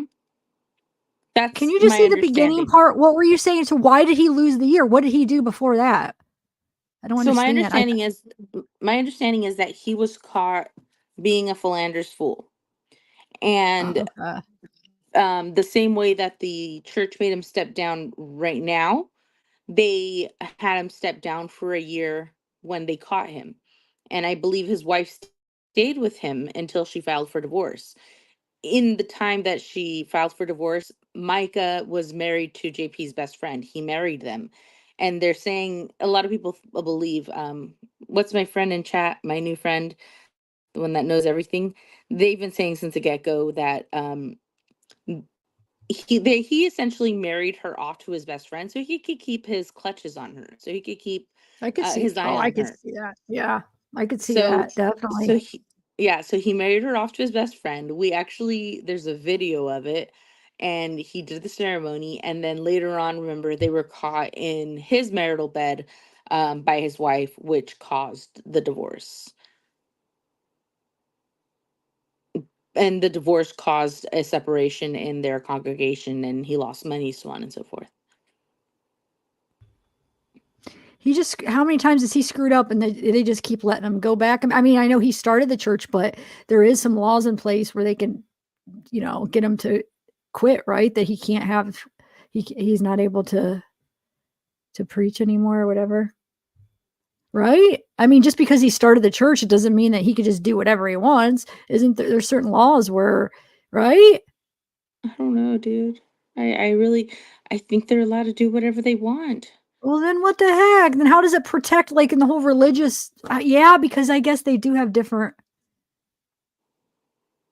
Okay, I was hoping we could see. I haven't watched this yet. It was supposed to be when he serves John Paul, but I was hoping we'd be able to get a better look at them when they answer the door, but you could barely see. 5/15/24. Serve papers related to the Mica Miller case, but they barely opened the door.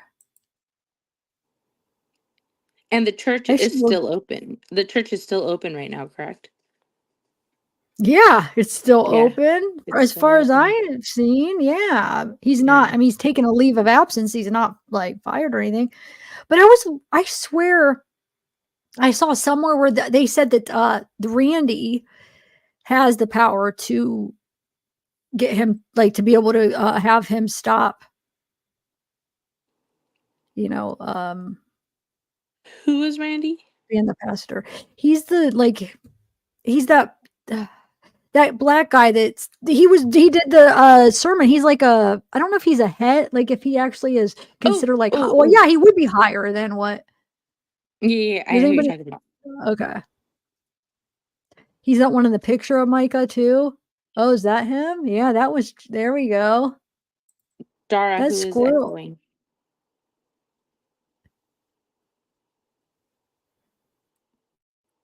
I just wanted to see. So that has to be John Paul answering the door, right? Have you seen this? Yeah, I bet you it's him. Mm-hmm. God, this is cut right here. Take that away so we can see. Oh, I'm echoing. I just heard an echo. That was weird. I don't know. I have to look into it. I feel like somebody emailed me, and are you in here, the person that emailed me about that? They were explaining how that works, like with him being able to, be the pastor, and that there is some kind of law in place where Randy could like report him or something weird. I'll have to find that email. Because there's got to be some way to protect, because anybody could start a freaking church, like start a ministry like that, and then he could just basically go and preach about I guess they could think about all the other like cult like stuff that's happened. So maybe there isn't. I've heard some really messed up stuff when it comes to certain churches. I'm not going to say which denomination, but I heard a story in particular where a pastor was married to a single mom, and the single mom found out that the pastor was essaying her daughter, and the daughter came forward, and she was young, and they believed her. They took her to the police department. The police believed her, but the guy walked. And not only did he walk, they put him in a year program for reformation for pastors, and then afterwards he came out and kept doing the same thing. Dang it. Yeah, that's scary to have well, hopefully people will see now. I think that a lot of people saw what he's about, but you'll still have those people that are going to stand by him. But I think he'll lose a lot. I really do. Hopefully it'll be enough to. I mean, I would keep going. I love a train wreck. Yes. Oh my God. Anyone can start. Yeah, I figure, but can anyone continue? I guess I'll have to see. I'm gonna find that email, but I want to read this Daily Mail. It goes over like his worth or whatever. I don't know if you guys seen this. It says Church of Mica Miller's disgraced pastor husband, which attracted 30 people to last Sunday's service. That's not that 30 people. That's not a lot. Much. No. It has 5.9 million in assets, including 4 properties and its own plane. Well, we know he has this plane. This is the church set up by Mica Miller's disgraced pastor's husband has a total value of properties worth at least 5.59 million. In its own plane, a $430,000 4-seater, supposedly to be used for missionary work, but which flight records show has only made 2 trips all year. Scrutiny has been mounting on Solid Rock Ministries in Myrtle Beach, revealed that the church leaders plan to allow John Paul Miller back to the pulpit following allegations of sexual encounters with underage girls. Last Sunday, the congregation was only around 30 people, including children. The allegations came to light after Micah's unaliving in Lumber River State Park on April 27th. Her family claims John Paul's actions drove her to shoot herself in the head. Micah's sister, Sierra, also filed legal documents accusing Miller and Solid Rock of colluding to defraud and deprive the 30-year-old of her fair share of property after he sold their home to the church. That's messed up. Wait, so Micah's sister says from it. Yeah. Fair share of property after he sold their home to the church. Public documents obtained by Daily Mail show that Solid Rock Ministries was granted tax-exempt status in 2015, according to IRS. The church has a multi-million-dollar portfolio, owns 4 properties with a total taxable value of $5.59 million. So yeah, that's a lot of money, but he could lose it. I mean, if he can't keep it coming in. So land records show that Miller's home address in Horry County is now owned by Solid Rock Ministries. He sold it to them in December 2023, 2 months after Micah initially filed for divorce and asked that property be split equally between them. Filings by Sierra's lawyer accused Miller of selling the property for $169,331, which they argue is significantly less than the true value of the property. It's messed up. Records seen by Daily Mail show that the taxable value of the property is $240,000, around $70,000 more than what Miller sold it for. Yeah. The church also owns 3 other properties and pieces of land, including the Faith First Academy School and the church building on Howard Avenue, Myrtle Beach. Records show the new church is worth $1.93 million, with the ministry also owning 28.2 acres of land with a total value of $3.42 million, which was meant to be used to expand the school, according to a nearby sign. The church also registered a 2007 Cessna SR-22 with the FAA on May 9th. After purchasing the plane in January 2023, estimated to be around $430,000. Flight records show the 4-seater plane has completed only 2 flights this year, one from Barrow County, Georgia to Knoxville, Tennessee in February, and then from Knoxville to Rocky Mount, North Carolina in April. The pastor sent a series of disturbing texts intimidating and threatening his wife and her family during a bitter argument nearly 2 years before their marriage broke down. Micah's death has been ruled unaliving by officials. Court documents filed in Horry County Family Court shows Micah's sister Sierra is asking that the home Micah shared with Miller be restored back into the marital estate, and for Miller to provide proof that he did not try to hide money from Micah in the past 3 years. Good. I'm glad they're freaking going after him and making him show the proof, show the receipts. In her October filing, Micah requested that the couple's assets be split equally as she contributed to the improvements of the home, totaling $90,000, and asked for Miller to pay her alimony as well as her legal fees. The documents revealed that the couple signed a post-nuptial agreement in February 2023, 8 months before Micah started the divorce proceedings, highlighting that there were issues in the marriage long before the papers were submitted. There's the plane. I can't believe that cost like almost $500,000. Also, he could wave bye to his haters.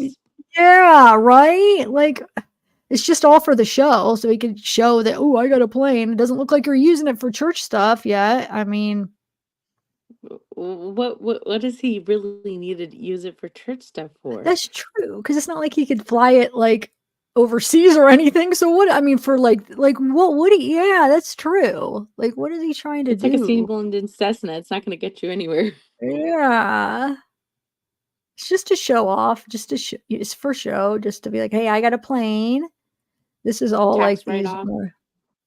Way to get rid of money so he doesn't have to give it to his ex-wives. It's so messed up. Like, just come on. And he's using that church to like sell that house way under what it should be, but it's going to him because it's going to the church, so he doesn't have to lose it. So of course he would sell it like for that, and then Micah doesn't even get anything. And he did it immediately after she was put in the hospital. So he was being very calculated.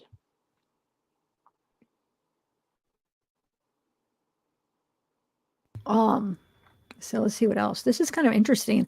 Micah and Miller both signed the agreement drafted by the pastor's lawyer, where they agreed that their finances were separate, were both employed by Solid Rock Ministries, and had signed the document without coercion or distress. They agreed that Micah would waive her right to alimony and separate support, as well as their home be enrolled non-marital property. It stated that the prior to Micah or signing Micah did not consult with an attorney. So I see he probably forced her, he probably like bribed her or threatened her. News of the church, allegedly. This is just maybe it's a possibility, right? I mean, why would she sign? You would think he somehow made her feel like she wanted to sign this, because that's not fair. News of the church finances comes after Miller's father broke his silence in a statement to Daily Mail defending his son and calling Micah a very sick woman. That's what you're talking about, right? There it is. I'll click on it in a minute. Robeson's Sheriff's Department confirmed that in the early stages of the investigation, they had reached out to the FBI and U.S. Attorney's Office for general help in probing Micah's death. In a statement, the department said, based on the information gathered during the investigation and jurisdiction reasons, the sheriff's office has requested the assistance of both agencies. But then we learned that it wasn't about that, right? He penned a poisonous email to his estranged wife before her death, saying he wanted to attack and cause pain. Because she gave her family attention. Here, there's more. Let me see if there's anything more interesting. Yeah. Expressed their concern over the relationship. Her family posted abusive messages he sent to them and Micah online, threatening to show up to her sister's home. We read those. Did you ever, I'm sure you read them, but did you ever understand the messages about the Facebook posts, like removing the Facebook posts and getting somebody in trouble about them? No, I didn't. I was a little bit confused. Okay, so there was these Facebook posts, these messages between somebody and somebody else about Facebook posts and them being asked to take them down. And they're like, I'm not going to take down these Facebook posts. And because of that, this person was fired. And the Facebook posts were pertaining to JP and Micah. From my understanding, it was Frances who got fired from her school for not removing. This is from my understanding. Again, to quote me, go ahead and tell me if I'm wrong. But reading over it and over and over, I believe it was Frances, her sister, who was relieved of her duties at the school because she refused to take down Facebook posts about about JP and Micah, which makes me think this guy's got influence. Yeah, if he got fired for not taking them down. Yeah, I was a little bit confused about those. I was like, I couldn't follow what the heck was going on, but okay. Thanks for letting me know. Is this that article? So this is talking about Mica Miller's father-in-law, Reginald. How do you say that? Reginald? Reginald? Reginald, is that it? Okay. Claims she was prone to psychotic states and had previously tried to unalive herself as she defends his pastor's son. Well, we heard she admitted that, right? When the gun got jammed. Yeah. Do you want to read this? Can you read it or no? Hold on a second. If you can't, it's okay. No, I can. I just need to grab my other phone. I use it to stare at myself. Wait, are you joking or serious? Hey, you got to see what you look like. Serious. No, I mean, but if you want to see, wait, can you not see yourself on StreamYard? I'm so blind, and I don't want to be one of those people who wears glasses just to look cool, because my glasses are cool, but Okay. Right. It says, the father of Mica Miller's pastor husband has broken the family's silence since her unaliving to defend his son in an extraordinary frank statement in the dailymail.com. In a lengthy, strongly worded email, Reginald Miller, 75, insisted his son, John Paul, 44, had nothing to do with his daughter-in-law's April 27th death, when she drove to North Carolina State Park and pew-pewed herself in the head. I think I'm a few seconds behind. Hold on. There you go. Oh yeah. He also made several claims about Micah's mental state and previous incidents between the couple, alleging she shot up the neighborhood 2 weeks after she married John Paul and had tried to pee herself before. Wait, shot up the neighborhood? I didn't hear that. What did that? know. Come on, would there be some record of that? Legend, she shot up the neighborhood 2 weeks after.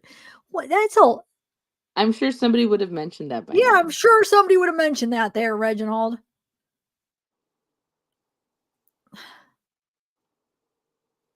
All right.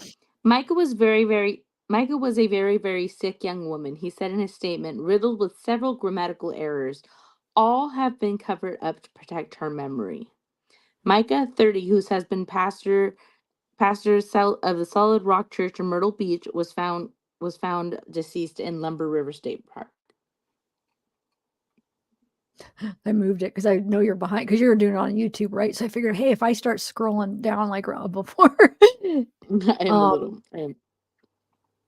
All right. you're reading on YouTube, right? So that didn't mess you up, right? Yeah, no, it's fine. Okay, good, good. Okay.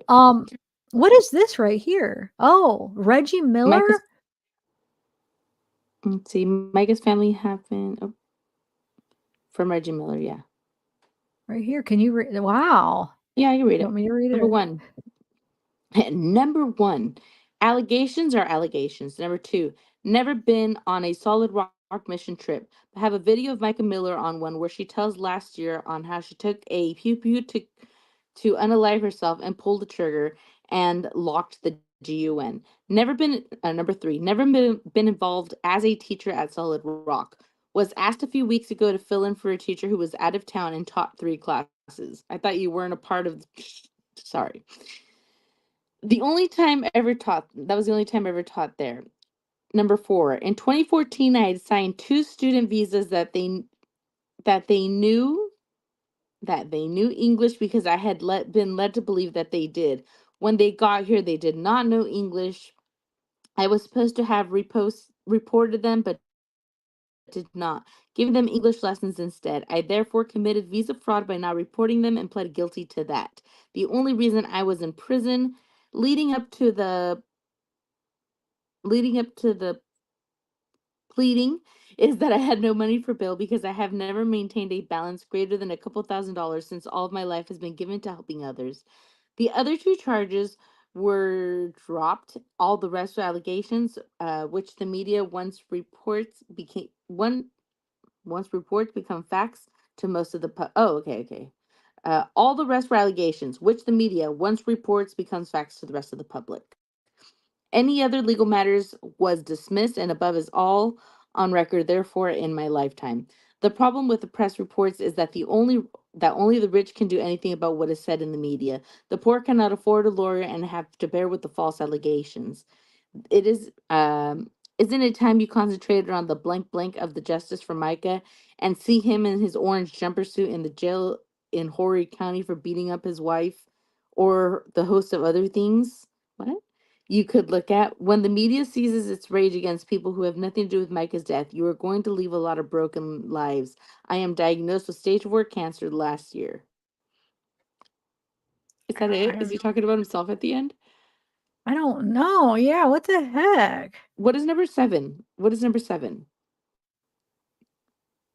Isn't it time you concentrated on blank of the justice for Micah and see him in his orange jumpsuit in jail in Horry County for beating up his wife or a host of what is he saying? Is he admitting to that? Why does that not make sense? Because isn't it time you concentrated on blank? Maybe the ex-husband? Isn't it time you concentrated on, let's just say his name is Daniel Long. Isn't it time you concentrated on Daniel Long for the justice of Micah and see him in like, what does that mean? Yeah, but there was no accounts of her ex-husband doing anything to her, so I have no idea. That makes absolutely no sense. I think the guy's cuckoo. From what I know, she left her husband for JP. Yeah. I don't know. Doesn't make sense to me.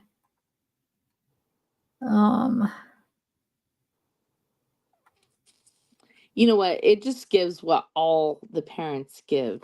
It gives Ronnie Watts. It gives Cindy Watts. It gives all the parents that back up back up their kids. Even Brian Koberger. I haven't looked into that case in forever, but I think this is a good lead on to that video that Kyler posted talking about the situation that he's trying to make excuses for here of why he got arrested. Reginald, want to play it? That the people in Pakistan talking about what he did. Have you seen that? I have not, but I believe it. Let's watch it. Kyler had it up on her Facebook. That's how I got it. So Kyler is Kyler, Marlowe, MARLOWE, and she's allowing us to use whatever we want off of her Facebook as long as it's public.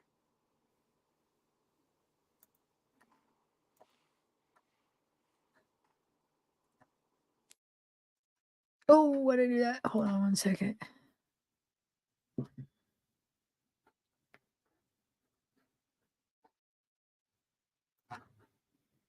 Let me take this down. All right.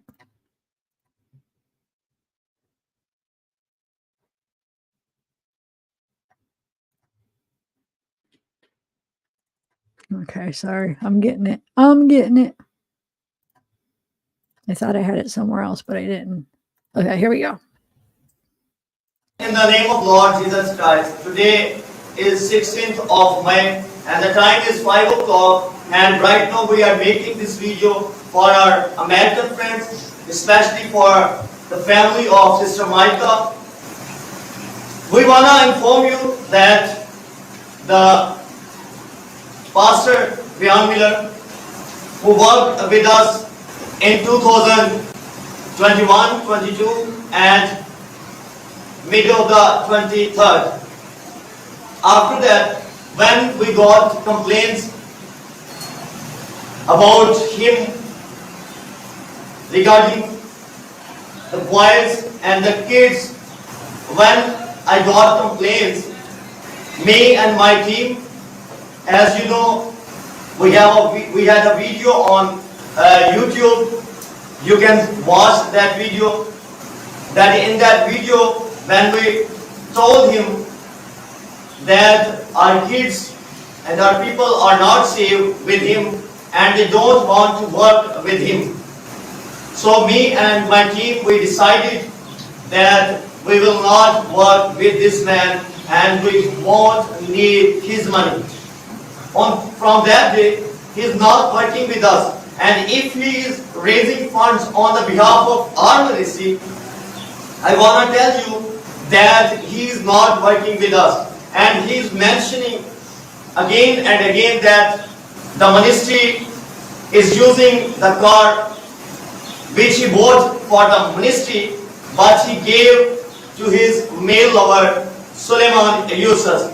And we want to inform you that the car is not in use for the ministry work, but in use for the father of his male lover, who is right now with him in America. So we also want to inform you, because of this guy, when I knew all of his story about the boys, about the kids, that how he has a bad behavior with the kids and with our team members and with some of the other boys, I stand against him. And when he knew that I am standing against him, he put me into the prison for 7 days. And after that, when I was in the prison, he demanded and he wanted forcefully to take this ministry, to take this school, and he wanted that he will run this ministry. But me and my team, we promise with God that we will not give these kids in bad hands. So I told my team that if anyone happens with me, because I was in the prison, So I told my team that you need to stand in faith and you need to fight against the devil. So I told them that you don't need to give him the ministry and give him the charge to all the ministry. And I told them that if God has a plan for me to run this ministry, God will do everything for you and for me. And He's doing. Right now, I watched so many videos, I watched so many posts, I have seen many posts about Sister Micah, with Sister Micah's family, and we want to fight against that devil, and we don't want that devil deceives the people of Christ. So you need to boycott the pastors like that. Also, we demand justice for Sister Micah from Pakistan. So all the kids are here with me and they stand for Sister Micah. They are standing for Sister Micah, and we are praying for Sister Micah's family, praying for peace and comfort, and we want justice for Sister Micah. Justice for Sister Micah! Justice for Sister Micah! Justice for Sister Micah! I mean, honestly, can we give them like? Yeah, no, that was cute. And like, yeah, it takes a lot. That's these Moving. It's really people. moving. I told you when I went to her obituary, something that choked me up was there was a post from a woman who said, Micah, you promised me you were going to come back to Kenya, and now you're not going to come back. It's so That sad. ish made me cry, because it's one thing to be like, yeah, you told me we were going to come back to North Carolina to visit me. But no, like people in Kenya are like, girl, you're going to come back and see me, and now you're not going to come back. Like, imagine affecting people in Kenya. And I'm not saying it because, oh, it's a third world country. I'm just saying across the world. Yeah, I mean, it is sad because I mean, so do you think they like when was that? That was on her. Wait, so they were saying it like they knew that This she is died, recent, right? yeah. This is Okay. recent, yeah. Okay. Yeah, they're saying that Yeah. they want nothing to do with the church. Yeah. Yeah. So even there, they're gonna freaking they're not a part of that church. So wonder what's gonna happen to all this stuff she helped set up for the church there. Mm-hmm. You know? With no Micah, there's none of that. And I mean, that's true. I'm not saying she ran everything, but if you remember, even in her obituary, her dear husband let us know that Micah was the social media manager. And I'm assuming that after that, he's either gonna have to get a new one or everything is gonna go downhill, because if you don't know how to do social media, you're kind of screwed. Like Yeah. if that's part of your whole your marketing scheme. Well, maybe Susie, or maybe they'll have somebody else. But yeah, I mean, they'll have to get somebody else. But makes you wonder. Hopefully, nobody wants to work for him, right? No, they seem so crooked. Even like, I mean, look at these people. They're basically saying we want nothing to do with them. Justice for Micah. Yeah. Hopefully, so many people, because I mean 30 people is not a lot, but that means there's a lot of people that maybe don't go and that are still behind the church. Maybe, I don't know. 30 people is not a lot. That's not a lot at all. That cannot keep the church going at all. No, not a lot at all. I was going to play some of this. It's a Core TV. It's about the case. I actually haven't seen it. I kind of skimmed through it earlier. But it's like it's not on their, you know how they do stuff like on their website and not on their YouTube channel or whatever. Yeah. So I don't know. Want to check it out, or what do you think? Yeah, let's go for it. And then I had sent you one. I think it's like really short, but it came out as we were live. So there's also. Oh, where did you send it to me? On Messenger? Yeah. Okay. New twist in the death of a South Carolina pastor's wife as the FBI and the U.S. Attorney's Office are now joining the investigation. 30-year-old Mica Miller died by an apparent suicide back in April. But after a local investigation was conducted, the feds will now be assisting in the probe. Here are some surveillance photos from Micah's last day alive. Take a look. She appears to purchase a firearm from a nearby pawn shop before police say she killed herself. Now, Pastor John Paul Miller released a statement via his attorney denouncing any wrongdoing, saying, quote, baseless claims should stop immediately. John Paul Miller has not been charged relating to this case. So we want to be very clear with that. Our question, though, this morning is, could this apparent suicide become a criminal case? I have three great guests on the program to talk about it with me. Let me bring them in now. In the studio, criminal defense attorney and former prosecutor Noah Pines.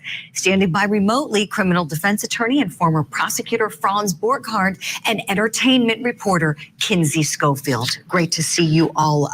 This case is so heartbreaking and also somewhat mysterious. Noah, would you start us off on the conversation, please? Your thoughts on whether this could turn into a criminal matter? Well, we've seen a couple of suicide cases where people have gotten charged, but typically those people encourage the other person to commit suicide. I think that was a case that was covered here on Court TV maybe last year or the year before. It was a girl with a young, I think it was a high school student. Right. But, without some sort of encouragement, just if he's a horrible husband and posted naked pictures of her online and, psychologically abused her, for them to then say, well, she killed herself because of that, would be very difficult, if not impossible, to do criminally. You'd need some sort of encouragement to even get there. Sure, I appreciate it, Noah. Franz Borchardt, to you next, please. What would you like to add to that, knowing this marriage was almost over? We know that Mica Miller had just served the pastor with divorce papers just days before this event. Your thoughts, please. So to have a crime at a bare minimum, lowest standard in the criminal justice system, you have to have probable cause that more likely than not a crime occurred. And without evidence that a crime occurred, what we're left with is someone who sounded like she wanted to take her own life. And that nugget about the fact that her marriage was ending was certainly something that would give her a motive to do it. Tragic, unnecessary, horrible way to end a life when you take your own life. That being said, I am going to be open to hearing what theory a crime happened and whether or not there's sufficient evidence at the lowest bar, Julie, at the lowest bar, more likely than not, that probable cause exists. I'm open to hearing about it. I just haven't seen it yet. Sure. And Franz, appreciate that point. As we know, John Paul Miller not charged here, completely innocent, cloaked in the presumption of innocence, no charges at all, and he may never face any charges. We just know this investigation has become broader. Now that the federal government is involved, it's a little bit different. Kinsey Schofield, this is where I want to bring you in, please. Do you think that the public outcry about this may have had something to do with the investigation continuing to grow larger and have more assistance? Great question. I think it's the public outcry and Miller's family. You know, they just recently released these text messages from JP at the top of the Daily Mail this morning, where Micah is seeking refuge at a friend's house and JP is sending text messages threatening those people, saying he's armed. You know, the family really wants justice for their daughter. And I wanted to make a comment on what they're talking about, how if it's not like a direct, encouragement, but couldn't they prove I'm sure there's got to be past texts or some kind of record where he is, because we've heard he's right. Like he may have. I'm echoing. Okay, I'm good now. Okay. What do you repeat the very beginning? I heard the end, and I think I may cause your echo. Sorry. No, you're fine. I'll talk softer because I was echoing. You know how they were saying basically this isn't like the other case where somebody was charged with it. There has to be some kind of direct encouragement and telling or, do this. But don't you think there has to be some kind of record of him kind of encouraging her, or something where they could link it to them, hit him to kind of directly encourage her to do it? So according to her sister's attorney, Whoa, that was a good twist. You were like, woo. of course, according to her sister's attorney, Micah was super thorough, and she had journals that JP has been looking for. So what we know is that in February, when he did get a hold of her devices, that he like wiped a lot of her stuff. But I'm guessing that it was like more so the proof that she had for the divorce, because her grounds for divorce was infidelity. So I'm thinking that maybe she has stuff for infidelity and maybe stuff for abuse. But what the attorney is saying is that she has sufficient evidence of documented abuse from JP, and I know that somewhere in there there's going to be one iota of evidence of him egging her on to do it. I can almost guarantee it, in my opinion. But either way, if you want at some point right now when we're going over things, like if while watching a video, you could do like a side screen. We'll look over not like cyber stalking laws, but like cyber harassment laws. There are such thing as cyber harassment laws. How many teenagers have hurt themselves because another girl at their school was cyber harassing them, putting out revenge porn, telling them, I'm going to do more, I'm going to do this, I'm going to do that, and they get in trouble. He absolutely, in my opinion, coming from a person that smokes way too many trees in California, I think that there could definitely be a civil case against him for some type of involuntary manslaughter. But wait, that'd be criminal case. That wouldn't be civil. Manslaughter would be a I'm sorry. criminal, right? I said criminal because that's how you get the civil case. Oh no, you said civil. That's what. If you said criminal, I agree. I did say civil, but in order to be able to like pinch on to the civil case, they're gonna have to want to get a criminal case started. Does that make Okay. any sense? Like, I'm not saying that you can't have one without the other, but they also want criminal charges pressed against him. But and if for that any reason that would fall through, kind of like OJ, they will have the civil to fall back on. Oh, I see. I see. So at least they'll have something. Okay. Yeah. Well, hopefully they will be able to find it. Who has that journal? Who has the book? That the family has it, right? So I watched I think it was a News Nation, and it was a light blonde lady. She was on with Sierra lawyer. Francis. The lawyer. That's right. She did say she had it. Okay. So I wonder what they're able to find. I bet There you. he goes. Serendipity said criminal charges and wrongful death suit. Wrongful death suit. Okay. Oh, I see. And then okay, yeah, I could see how that could turn into. Okay, yeah, I could see that. Unfortunately, I know a little bit about this. Oh, unfortunately. Yeah. All right, so let's finish watching this. They are speaking out through attorneys that say, we want to see her cellular telephone. We want to talk about the scratches on her body that we have photographs of. And they're really concerned because, Micah told her father she was buying that gun for self-defense. And Micah had a hair appointment in the next few days. And she was talking to friends about planning a life beyond this chaos. Right, Kinsey? Yeah, it just seemed to come somewhat out of nowhere. It didn't, seem to make a whole lot of sense, which I think was why everybody had pause initially questioning, was it a suicide? And yet the evidence is pointing to that. And that's what the sheriff's investigation in Robeson County has determined at this point.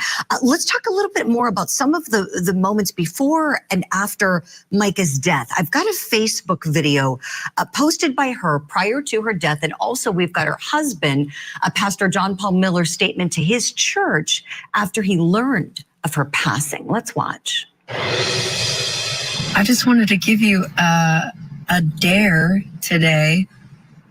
I dare you to do something either good for yourself or someone else, because like the second greatest command, love your neighbor as yourself. And it makes the enemy so mad. I got a call late last night. My wife has passed away. And yeah, it was self-induced, and it was up in North Carolina. And we're going to have a funeral for her next Sunday here at 3 p.m. And so it's all I can, I'm just kind of going on adrenaline right now. So y'all pray for me and my kids and everybody. And y'all knew that she wasn't well mentally, and that she needed her medicine that was hard to get to her. And so I'm sure there'll be more details to come, but just keep our family in your prayers. Our next question, what do the Miller's words reveal? Back to our power panel. Kinsey Schofield, I'd love to start with you on this one, please. Your thoughts? Yeah, I mean, I think Micah was definitely struggling with something and was trying to communicate it through a lot of her social media posts. There's also video of her talking through how people can leave abusive situations. And I think one of the reasons people are so touched by this is because she seems so beautiful, full of life and positive. And, you know, it is just devastating because her husband stood on a pulpit and said such horrible things about her. Even in that video we saw, why are you talking about her mental health right now? Why are you in that position to do that? So I'm very frustrated by this case. I feel so horrible for this family. Right. Preach, Kinsey. I love everything you said there. Preach. Franz Borghardt, to you next. Your thoughts on what you took away watching those two clips from the Millers? And I think we've got you muted, Franz. I want to double check, make sure your mic's okay. Let me go to Noah while you check on that. Go ahead, Noah. I know exactly what Franz was going to say. Yeah. Franz was going to say that the pastor he's pretty narcissistic, right? Just like Kinsey said, he's sitting there talking really about, I mean, his wife is passed and he's like, well, you know, she had mental health problems. I mean, it's just not the proper thing to say for anybody, especially somebody who's a pastor whose job, you know, is probably to talk people through grief. You know, one of the things I can say about, I'm not a doctor, obviously. I've had two clients who have committed suicide. One before they were going to prison, and then one the day after I told him his case was being dismissed. No kidding. And, you know, from After talking, a dismissal. Correct. And from talking to other people about clients, you know, when people who do commit suicide, you can never figure out what's going on in their head. It's not the best day of their life or the worst day of their life. There's no, you know, set test. And I'm sure if you had a, you know, mental health professional, they would tell you the same thing. It's just almost impossible to figure out what's causing somebody to do that. That's a great point. Right, because, you know, if we were able to pick up on the signs, it would never happen, right? You know, it's something that, you know, it's done very covertly, and anybody who's lost a loved one to suicide knows just how painful it is, because you beat yourself up thinking, should I have recognized this or that, or what if I said this differently? And mental health professionals will tell you the person was going to do what they were going to do, regardless of what you. Right. And Franz, I think we've got your mic all squared away. Final thoughts. Take us home, if you would kindly. So this pastor is not doing anything to help himself. Even if he were innocent as the day is long, his statements before this incident just, it doesn't help, right? It's not what we want from pastors. The other takeaway is this, and I think it's been alluded to and said, people don't wear their mental health issues in a visible way always. Sometimes people who seem beautiful, you know, sweet, like they have the entire world together, they don't. And so I appreciate that the family wants an investigation. They are going to get that. I don't know that they're going to be satisfied no matter what happens. And that's understandable, right? So I'll be praying for them. And ultimately, at the end of the day, I'm also hoping that this pastor becomes a little bit more gentler and kinder and hopefully, you know, stops talking about people's mental health in front of large groups of people. Right. As that could be detrimental. An excellent point to end on. I want to thank you all for this great conversation. Yeah, I liked all those people. That was pretty fair. I didn't like the first one, the first guy. You didn't? Why? I didn't like the first guy. He was kind of, I forgot what he was saying, but he was very misogynistic. The one that was talking about how there wasn't any about the whole unaliving and having him accountable for it, that guy? No, it was something about, he said something about a woman, something about a woman being emotional, or You know, like just Oh, not being able to contain their emotions, something to that effect. wait, I Like missed. I didn't. like it was I missed like it that was a little part. typical. I may have heard it wrong, but yeah, Huh. I Well, don't think I yeah, heard it that's not wrong. very nice. Yeah. Very nice. All right. Let But me everybody else was right. unstart. And the last guy, as much as I don't want to have that sentiment, that's the sentiment I have. Although I do know her family is okay with the possibility that Micah may have done it. Of course, it hurts them, but they are still saying Micah didn't do this because she wanted to. Huh? Micah did this because she had to. He wasn't going to leave her alone. He was torturing her. Yeah, I mean, either way, he's definitely liable for that. He pushed her to 100%, 100%. Like she thought she had no other way. If she's the one that did pull the trigger, she thought this was her. She had no other option. And it's just sad that he pushed her He was allegedly. legit I don't even know how he to. was legit stalking her, and he knew her deepest, darkest secrets. For 14, 16 years, he knew all of her secrets. And then one thing that we've touched on before, and it comes a little bit with our past, Sav. We're not the most innocent of people. Sometimes when you're around people that like to do illicit things, they will force you to do it with them so they don't feel as bad. Or so if you complain, they're like, you did it too. Or so when it runs out, they're like, well, you owe me half because you did some of it too. Or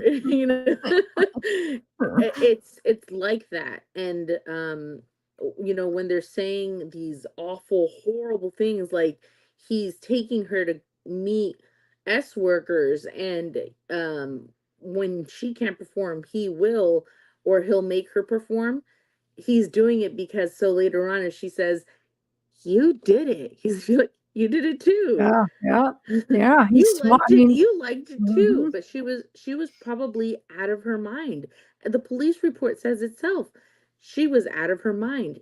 Micah says it herself. Like, we got to make like a little compilation just of her words saying herself. Remember the eye thing that Brittany called out as on, like the Yeah, yeah. making you take drugs. And she's like it was definitely, there's something to that. I'm not a mind reader, but her eyes said, I'm talking to you, JP. Yeah. I mean, so, and then like the whole, talking about how he made her take testosterone and stuff. And then you were telling me about her voice or whatever. I didn't even think about that. Like it Okay, so affected her singing voice. I heard about the testosterone. I heard that he made her take testosterone, and it was to up her X drive and all that stuff. But testosterone is a negative effect on women. It destroys our estrogen, I believe, and it can create, facial hair. It'll do what it does to men, and that it was affecting her voice. And if you really think about it, that might be something that he may have been jealous of. They say sometimes, you know, uh, it's like a young kid's term, but like sometimes your lover is your biggest your biggest opposition. With him, yeah, it would be Yeah. like he would be jealous. Yeah, because that would attract people to her, and he would want people. He wants to be the main person. I 100% would think he would be jealous of her voice. That's what you're saying. I could see him wanting her to not have a good voice like that. Yeah, I could see that if she wasn't with him or she wasn't. Yeah, even if she was, I guess, because then he could control her. Like the less people that she had around, And it gave her attention at church. If she, attention. and Yeah. yeah, you got to see she was front runner. She was Beyonce. Yeah, she was good. So, and there's something, like about her, like she could some kind of energy. You could feel it because it's not. She had a good voice. I mean, I'm not saying she didn't have a good voice, but it was more than that. You could feel like, when people sing and you could just like feel that they're feeling it. You know what I'm saying? Like you could feel that she feels it. Like she had some kind of passion when she sang to God, because I believe she was singing to God. And you could just feel that energy, that it was like real, and that she was putting like her all into it, instead of just singing the song, like she was feeling the song as she was singing it. Yeah, it just does a little extra. Zav, before I ruined my voice with 26 years of smoking, I could sing. And she has an incredible, like her, I mean, I'm not going to say like she has an incredible voice. She has incredible control, which with perfect training, she could have been in like a stellar singer. I'm not saying she wasn't already good, but the control that she had, like her breathing control, that's something that you usually learn in theater school. I'm wondering if she maybe being in choir taught her that. I did when I did do choir, they do make you do like breathing exercises, but she had crazy control. The girl could sing. Yeah. Yeah, she's good. It makes me sad listening to the singing for some reason. I mean, it makes me, I don't know, I shouldn't say that, but it just is like, oh, it just makes you sad, like, because you just feel her, like, yeah, it's frustrating. It makes me really sad with her dad and her sister. Like, obviously, every family that loses somebody, you know, it makes you really sad, but they just have that really sad twinkle in their eye. Like they still Yeah. can't believe it. That last interview that I sent you, her sister's in it, and like you can literally see. This is as cliche as it sounds. You can literally see the light leaving her sister's eyes, like from the very first videos that she was doing, where she was like super gung ho, like let's get justice for Micah. This is getting scary to her now. Like it may be getting swept under the rug, and you could see in her eyes like there's, I don't want to say there's desperation, but there's sadness. She's like more sad about, you know, what's going on than with her sister, because something may not be done. Yeah. That's why we got to find stuff, guys. Dig. Yeah, dig. I don't Statute know. of limitations, stuff like that. People need to come out of the woodwork. Something. Yeah. Did you guys see? I'm gonna play this on silent, I think, because there's music in it. But did you see that like trailer to a movie that they're in? But I think they said it's not actually a real movie. This right here. I think it's Tubi movie already or something. Would you mind helping Yeah, I us guess with the we can. directing part of this drama? Well, you know, It'd be an answer to prayer. Well, how can I say no? You can. Micah. I'm gonna need a little time with this. Take all the time you I don't know if that music's gonna get me. Yeah. What? You'll be Isn't okay. that? I don't think so. Kids these Maybe you could speed it up or slow it down.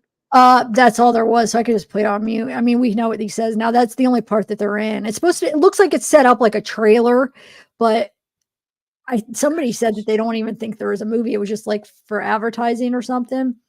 But he's just asking him on, and then. But it's just weird seeing. Not weird, so but I mean they're petite. together. I know. So cute.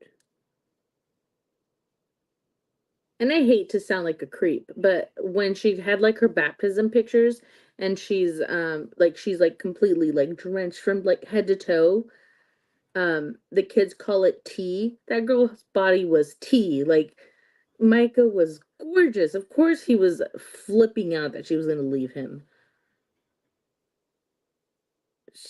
Such a jerk. He literally was like, if I can't have her, no one can. Oh yeah, he didn't want he wasn't gonna let anybody else have her. No way. No, unless he chose it. Yep. So the only thing about hold on, let me message you real quick. I want to see what you think. Will you look in the private chat? Yeah.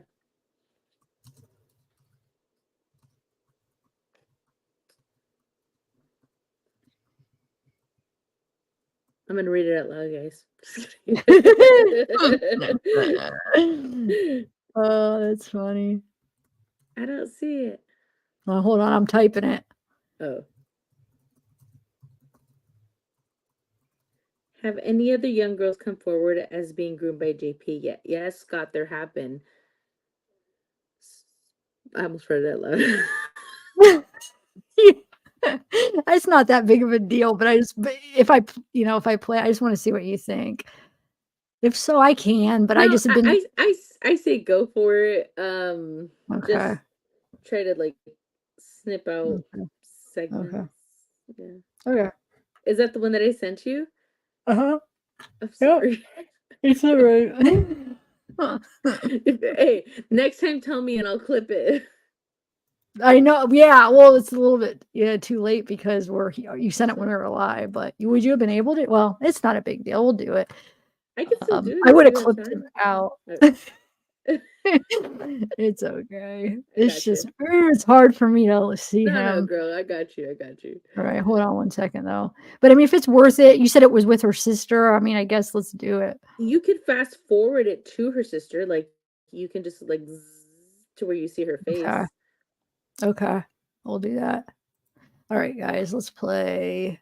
I don't wait. Say I'm just gonna play. I'm not gonna make a big thing out of it. Okay. Say it. No. We don't like this guy. He's a little zesty. Yeah.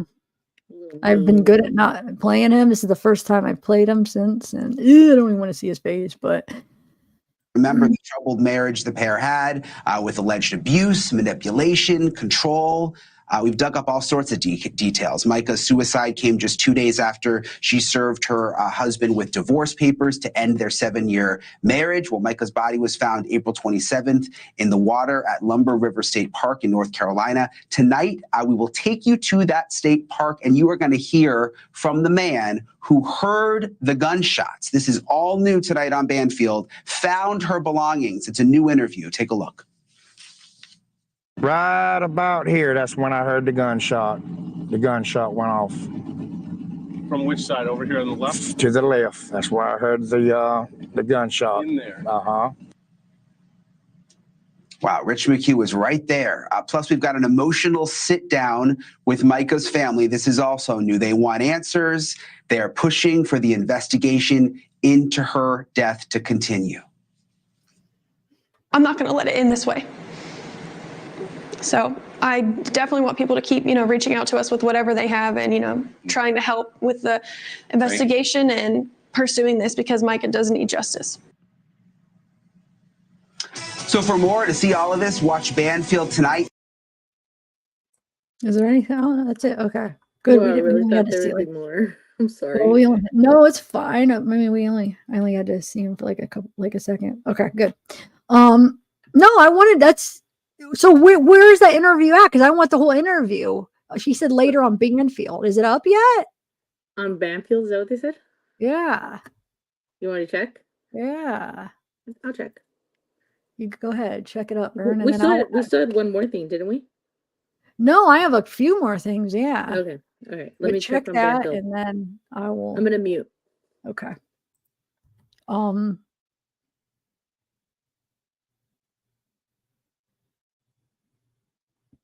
Let me see what this is. Oh, no, I don't need that anymore. I already read that article. All right, 1 second.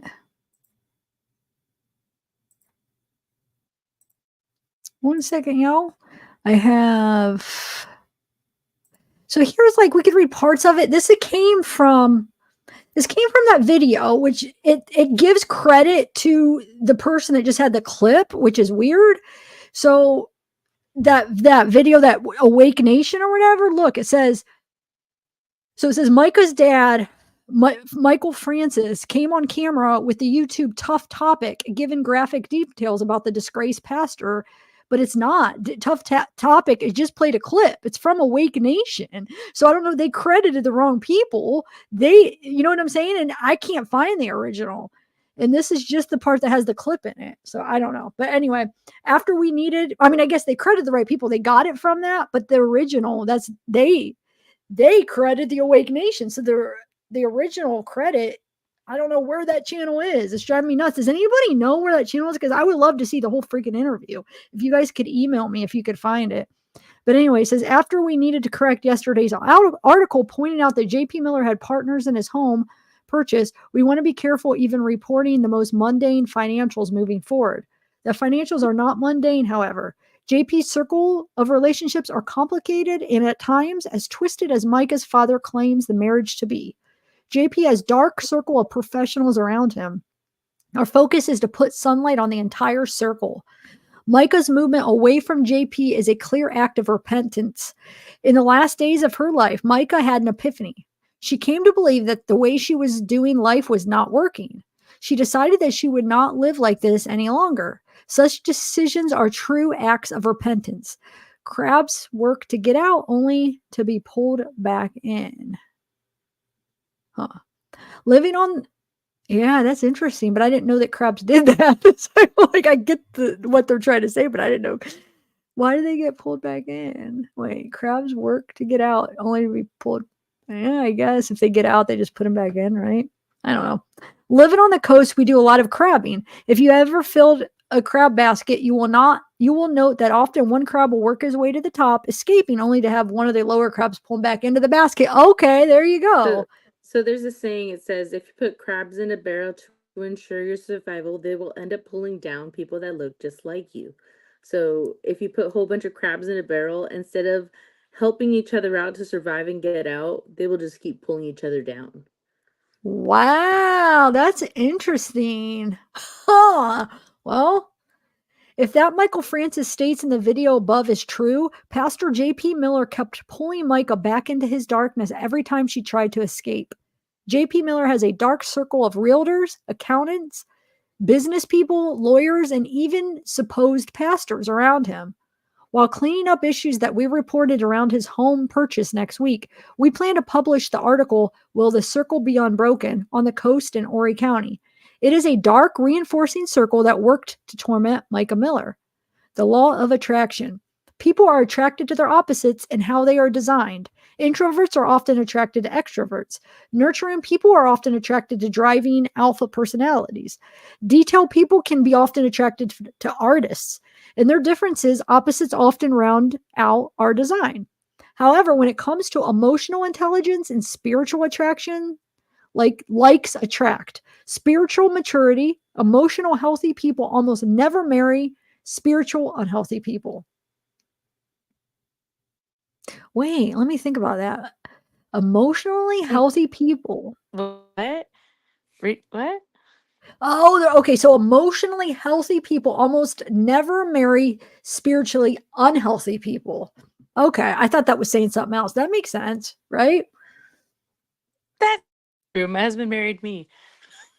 Wait, say that. Oh.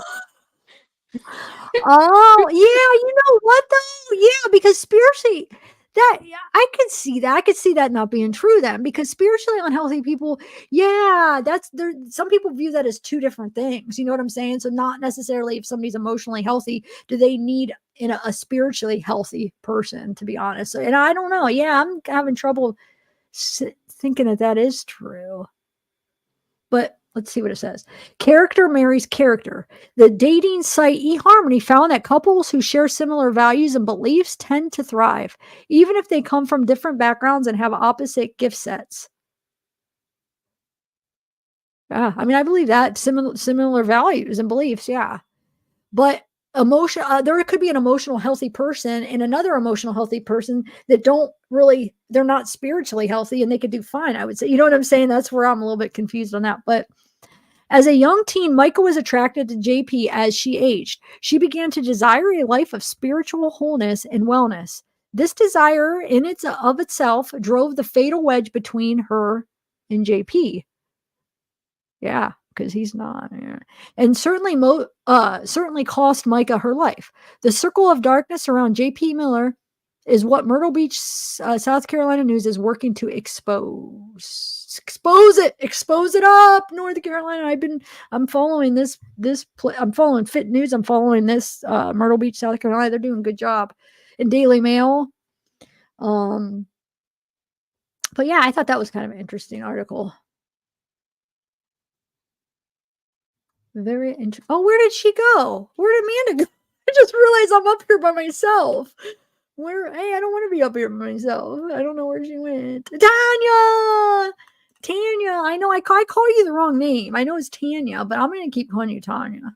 No, that's so rude. Mamma mia! I'm sure Amanda's wonder if she's just talking and not realizing she's off. I've done that before. All right. So while we're waiting for her, let me see what else I have.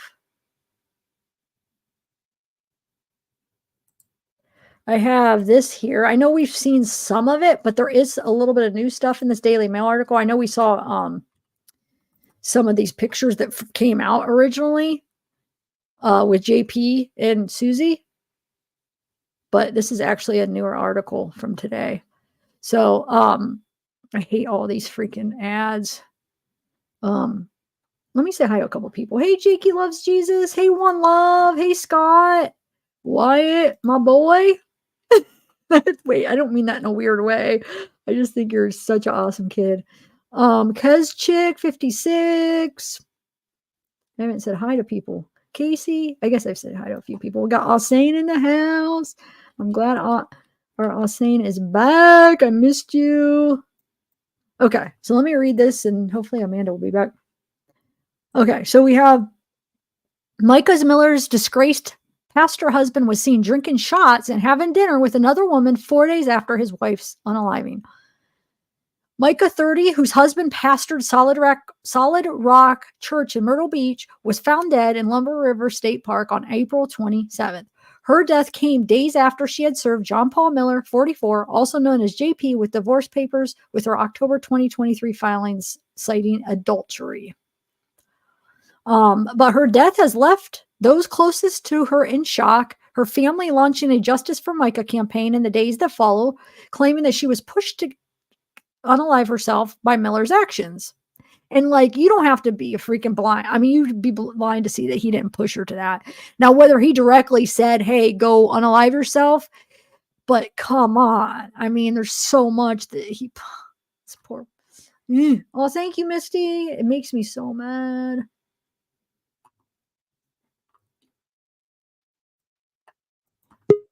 There's Amanda. I knew she'd be back.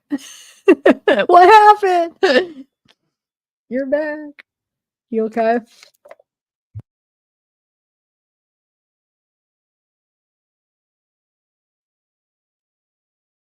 This and let her get situated. Anyway, it says now shocking new photos obtained by Daily Mail show the pastor laughing while on an apparent date with another woman identified as Susie Skinner, 49, 4 days after Micah's death. So we have, he's on his phone right here, it looks like. He's got his hand over the phone, you know, like holding his phone like this, like so she can't see or something. He needs a privacy screen. Wait, what? I don't even know what a privacy screen is. What do you mean? It's literally just like a screen protector, but it keeps other people from being able to read your screen around you. Oh. Yeah, he needs one. No, we don't want him to have one. But so yeah, so I don't know. We got somebody here. Like we can kind of see, what is he looking at? I don't know. So sources who saw Miller with Skinner on May 1st told Daily Mail that he was laughing and drinking at a sushi restaurant in Myrtle Beach. They added, I've seen him there a couple times with Micah too. She used to really like that restaurant. Oh, how dare you take another woman after Micah's death to the restaurant she really liked? Or am I just like being oversensitive? No, you no, yeah. Yeah, it's not cool. I was surprised to see him there so soon after her death, and with another woman, too. It was like he didn't even have a care in the world. He was kind of sloppy, drinking and laughing with the woman. They did a shot together before they left. He likes to drink martinis. It's well known around here that he's just not a nice guy. And I got a picture of him because I couldn't believe he was doing this so soon after her death. Pictures and footage obtained by Daily Mail show Miller scrolling on his phone and chatting to his female companion and taking a swig of his drink. Ooh, that must be a video up there. I'll go back up and press play. When approached by Daily Mail, Susie Skinner, 49, denied that she was dating Pastor Miller, adding he asked a couple of different people and I was the only one that could go. It wasn't a date. It wasn't anything. Another source also maintained that Skinner is just a friend and had only been offering comfort and support to Miller in the wake of his wife's death. Skinner was highlighted on the Solid Rock website before it was removed, with Miller conducting the funeral for her husband, Chris, 40, who died in 2021. He was paralyzed and confined to a wheelchair after being involved in a drunk driving accident at age 20. I hope, is JP going to go driving after he's taken those shots all drunk? I wonder. But they're coping together. Yeah, okay. They're coping together. Oh my Lord, yeah. The 41-year-old was found dead in the neighborhood pool, with authorities ruling his death an accidental drowning. It comes after Daily Mail revealed that Micah filed for divorce from Miller in October 2023 after discovering he was having multiple affairs. Divorce documents obtained by Daily Mail reveal that Micah filed for divorce in October last year on the grounds of adultery. And this is Susie. So she's got her own little paparazzi now taking pictures, it looks like. We like it. We like it. Yeah, we do. Keep on it. Okay, so wait, there's more. Engaging in, so plaintiff Micah is informed and believes that the defendant, John Paul, has and is currently engaging in acts of adultery with women whose names are well known to the defendant. The filing state. I want to know. Plaintiff has not condoned the adultery. The plaintiff would show that she left the marital home due to the defendant's philandering, as well as the defendant's growing hostility towards plaintiff. Defendant has threatened to throw plaintiff's belongings into the yard, lock plaintiff out of her own home, and has defamed and demeaned the plaintiff before a congregation of people. Micah's filing says she was a faithful and dutiful wife who was devoted to their church and marriage during their 7 years together. Robeson County Sheriff's Office confirmed that Micah was the woman he is romantically involved with at the sporting event. Confirmed that Miller was with, sorry, I read that wrong. Robeson County Sheriff's Office confirmed that Miller was with a woman he is romantically involved with at a sporting event in Charleston on April 27th. However, it is unclear if that person was Skinner.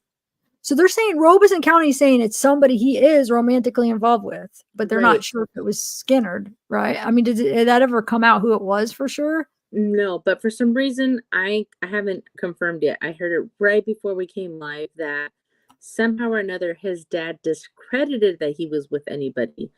So we're going to have to look into that now, later, tomorrow. Okay. Thank you for joining Field Report. Welcome. Thank you so much. And 11 Summer Moon, thank you for gifting like a couple hours ago. I had it up, but I didn't get a chance to vocalize it. And Kathy, again, thank you. You're so generous. Soul with the gifted memberships. Okay. Hey, Zav. My good phone died, but I charged it now, so I'm going to pop off and pop back on. Okay. Sounds good. So it says, however, in a bizarre email to Daily Mail this week, Miller's father, this is what she was talking about, Reggie, claimed that his son was not with another woman and had traveled to an athletic event with one of his children. So, I mean, why is Robeson County saying that? That's kind of weird. Miller has been accused of grooming Micah from the age of 14 when she was first joined the church, in recent police reports recently made public. In affidavits filed by Micah's family, they expressed their concern over her relationship with Miller, who has been described as a wolf in sheep's clothing and a false prophet by those who know him. And then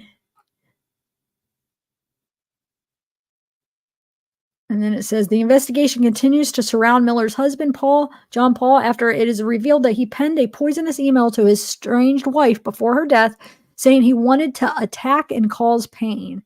Wait, that's not the email we read, right? Because I don't remember it saying that. Is there another email out? I'm gonna have to see, because I remember that one email, but it didn't say. So there must be another one. I gotta find it.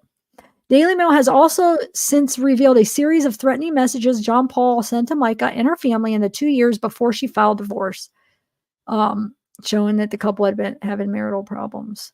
And weeks before her death, Micah had shared a video speaking about abuse within the marriage, as claims emerged that she was being harassed and was afraid for her life. Yeah, so let's see what this video is up here, though. Hold on.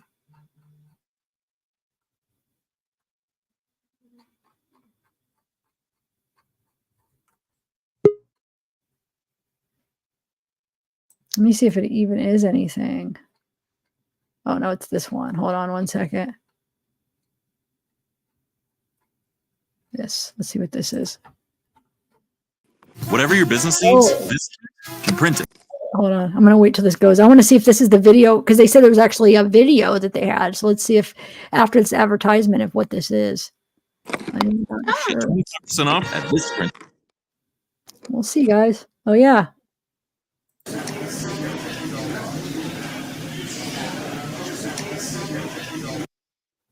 Huh, let me rewind that.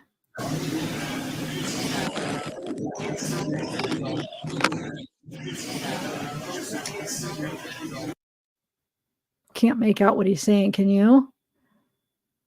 I couldn't hear a thing. Oh, you can't hear the audio? Can anybody hear the audio? No, I didn't understand it. Oh, okay. So you could tell that you could hear the audio.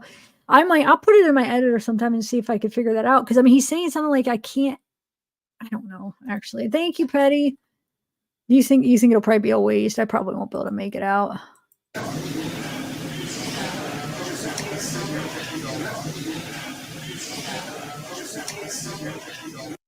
Okay, I think we have to read lips to get that. You could kind of make out a tiny, but I can't see what he told her she had pepper. Yeah. Thank you, Petty, and thank you, Tanya, for gifting memberships. Mamma mia. Okay. You're back. So I have like 5 phone stands. I don't know where any of them are right now. Isn't that how it always goes when you need them? You're like, oh, I never use them, and then like you need it at the moment, and you can't find it. Yep. Yeah, I get you. I'm pretty upset with myself right now. Silly. I think I've played everything on my list, it looks like, besides that one that run to DMC. I don't know if he's still in the chat. He probably isn't. Is there Let me anything see if I have any notes. Run to me?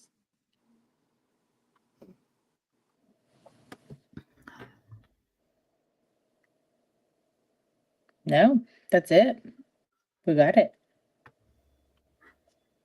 I think we did good.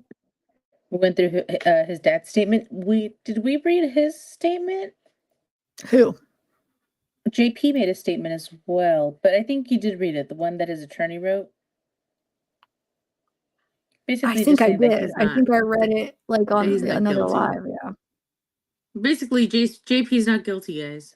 So Is that what? Yeah. Do you have it or no? no, but that's basically what it says. That his client's not implemented in anything, and it's cut and dry. But I guess we will see. I'm trying to see if I have anything in this folder. Nothing really. I don't think there's really anything else that I feel like really sharing. I think, hey, we've been on almost 3 hours and it's been like constant content. Like we've had stuff up and it's been a good live actually. It's good. I think people are enjoying it. Thanks for coming on.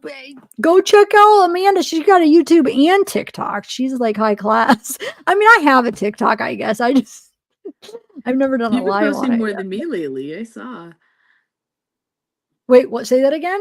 I say you've been posting more than me lately. I saw. On TikTok, well, when those phone calls I've been posting, yeah. Well, I posted but before that, yeah. But I'm they still hit, so that's good. That's really good. No, I know. I'm happy about that. They're doing pretty good. But you have to get like, how many do you have to do lives? There has some kind of quota that you have to make, right? To be able to do a live?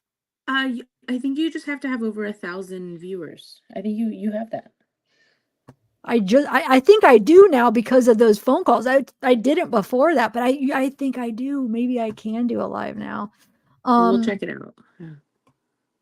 Run But 2J. yeah, I am so sorry. I could play. Go ahead. What?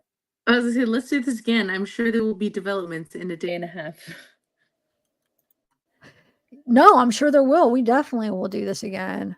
And you're gonna get the FOIA. Yes, I'm waiting FOIA for that. request. Yes. Yeah. It should be coming so we can watch through the I'm trying to see if they does show the address here where yeah, so when it does come, we'll definitely go through that. Should I play run to real quick? It's like a couple where you run to J. Should I play your videos or do you want to wait till another time? So run to J, he lives in town and he drove, this was probably a couple weeks ago, right? Or now maybe it was like a week ago. He drove past JP's house and you saw JP's truck in the driveway. Well, he must have been like sitting in the truck because by the time he gets like up, you hear JP squealing out And I guess he started following him, and then he turns around and he follows them. Well, JP ends up calling the cops on him, and the guy kind of has a part of it. He's like in the store and the cops are out there, but I don't think anything came of it. But it's kind of interesting. JP's going to turn into the Casey Anthony of his neighborhood. Yeah, he Or is. the I mean, Brian Laundrie. Yeah. He's probably like getting into wait. He's probably getting really mad. He's probably like getting a lot of stuff. But hey, man, you've made so many people's lives like on a deep level, like horrible enough that they freaking wanted to take their own life. Like you could handle a little. And he has enough victims that a lot of people have spoken out. One thing we haven't mentioned that I forgot to talk to you about in general was, have you seen the video of the marsh that she had to walk through? Is there another video besides that one other creator that has it, or no? I've seen yeah, I have, but I haven't played any yet. The O creator? Yeah, and I think that's the only one I've seen. Yeah. I can't play her stuff, but yeah, I've seen it. Yeah, I saw it. Yeah, it's interesting because I guess they said, where was I reading this? Oh my God, what was I watching where the guy said that it would actually be, oh, it was Kyler. She was doing a video and she was driving and they went up there and she was with the private investigator in the car. And she talks about how they went and they had to walk through like ankle foot deep of water to get where Michael was. Like where I think even to get back there by where her belongings were or something. And they were talking about a canoe or a kayak or whatever it was, it would have been hard to actually maneuver back where they found her body. So it's like really, it's almost like makes you wonder, why was it a kayak or a canoe, Amanda? It was a canoe that found her. So they were wondering like, why was a canoe back there? Because remember you saw like where it was like back in a little like the river went this way and it was back. And they said it would be hard to maneuver a canoe back there. So why were they back there? So they made it seem like it was kind of, is it weird that somebody was back there with a canoe? Because why were they back there? Because it would even be hard. Why would they even went back there? But I mean, maybe they were smoking. That's true. Maybe they were trying to get some privacy. You're right, though, man. That you might be onto it. They're trying to do something in private, maybe. Or maybe they saw something in the water and was like, what? And it was Micah. It could be even something like that. Or they heard the gunshot and it drove so it could be stuff like that. Like, oh, what was that noise? And then they went back there. So there could be multiple reasons they went back, went to a place they wouldn't normally go. So if you don't want to play that video that they just sent you, I just sent you one by that guy. We've seen a few videos of him already. He usually does TikTok. He's like a bald guy, but he's really thorough. I sent you a video right now, and he's the one that talks about JP's dad possibly discrediting JP's alibi. Oh, okay. Hold on. Let's do it. Why is there no sound? Oh. John Paul Miller's alibi may be in shambles, and it's all because of his own father. In a 900-word statement released to the Daily Mail, Reginald Miller makes all kinds of accusations about Mica Miller. You can go to their website to read that for yourself. But the one thing that was keeping his son from being linked to the crime scene was him being with a woman. According to police, according to the Daily Mail, they say this: Reginald denied that Miller was with another woman at the time of Micah's death, despite Robeson County Sheriff's Department releasing a timeline of his movements, which claimed he was in Charleston with someone he was romantically linked to. Why would Reginald Miller say this? It was the one thing that kept John Paul Miller away from the scene. This is truly unbelievable coming from his own father, a man who may have just murdered his son. We just read that. He didn't say. He said that he was with his kid instead of the significant other. So I'm kind of confused. Did I miss something? He said he was in the same spot, but he was with his kid and he wasn't with a romantic. That's what Reginald said. We just read it. Well, that's what Daily Mail had. It's quoted. We just read it. Right? Am I missing something? Help me out, man. Because you're more on it right now than I am.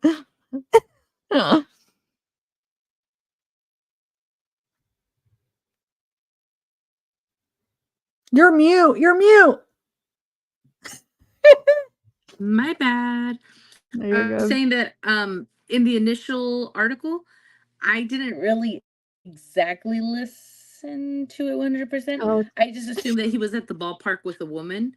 So his dad said that he wasn't. I was like, oh, he wasn't. But okay, I get it. Yeah. no, his dad said he wasn't with a woman. He was with his kid. Let me reread it. Let me make sure, because this guy usually's got his facts straight. So I'm going to reread it. Maybe I misunderstood it, but let me play the rest of this and then I'm going to go back. I want to make sure. And I'm Let's see. sorry, I did send you one more, but it's really short, but you'll like it. It's The Fisherman. Okay, thanks. Yeah, I will. That is from the Daily Mail. You can go to the website. That's what we just watched. Read all the quotes in. Okay, hold on. That is the article that we just read. So let me make sure. Maybe I misunderstood it. Hold on. Hold on.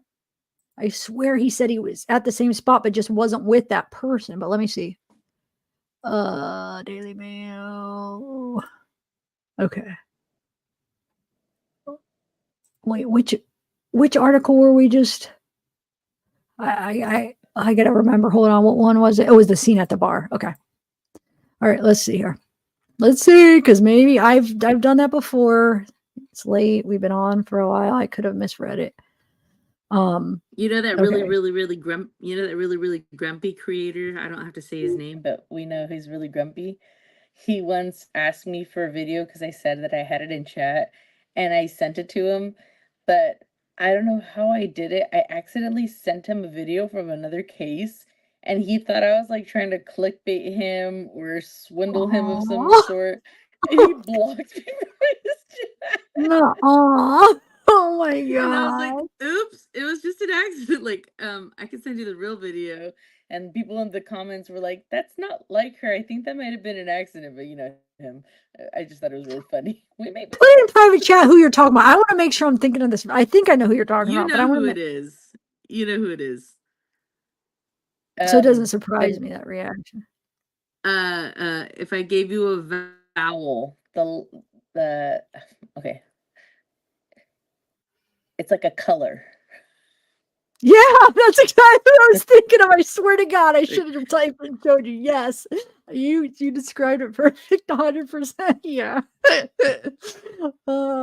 Okay, so here's that part that I'm pretty sure this is the stuff he's quoting, because it's talking about how Robeson's saying he was with a romantic partner, and then it says Miller's father claimed his son was not with another woman and had traveled to an athletic event with one of his children. So he's saying he's in the same spot. He just wasn't with the woman. So I almost think Harvey or whatever his name is didn't understand that. Or what are you guys thinking here? Because it still gives him the same alibi. It just puts him with a different person. Right? Right. So I don't know what he was thinking. I don't think it messes up his alibi at all. Unless if the alibi is based on Susie saying, or whoever that them saying that I was with him and not, that is kind of interesting, because if Robeson is trying to clear his alibi, they would want to talk to the person that was with him, right?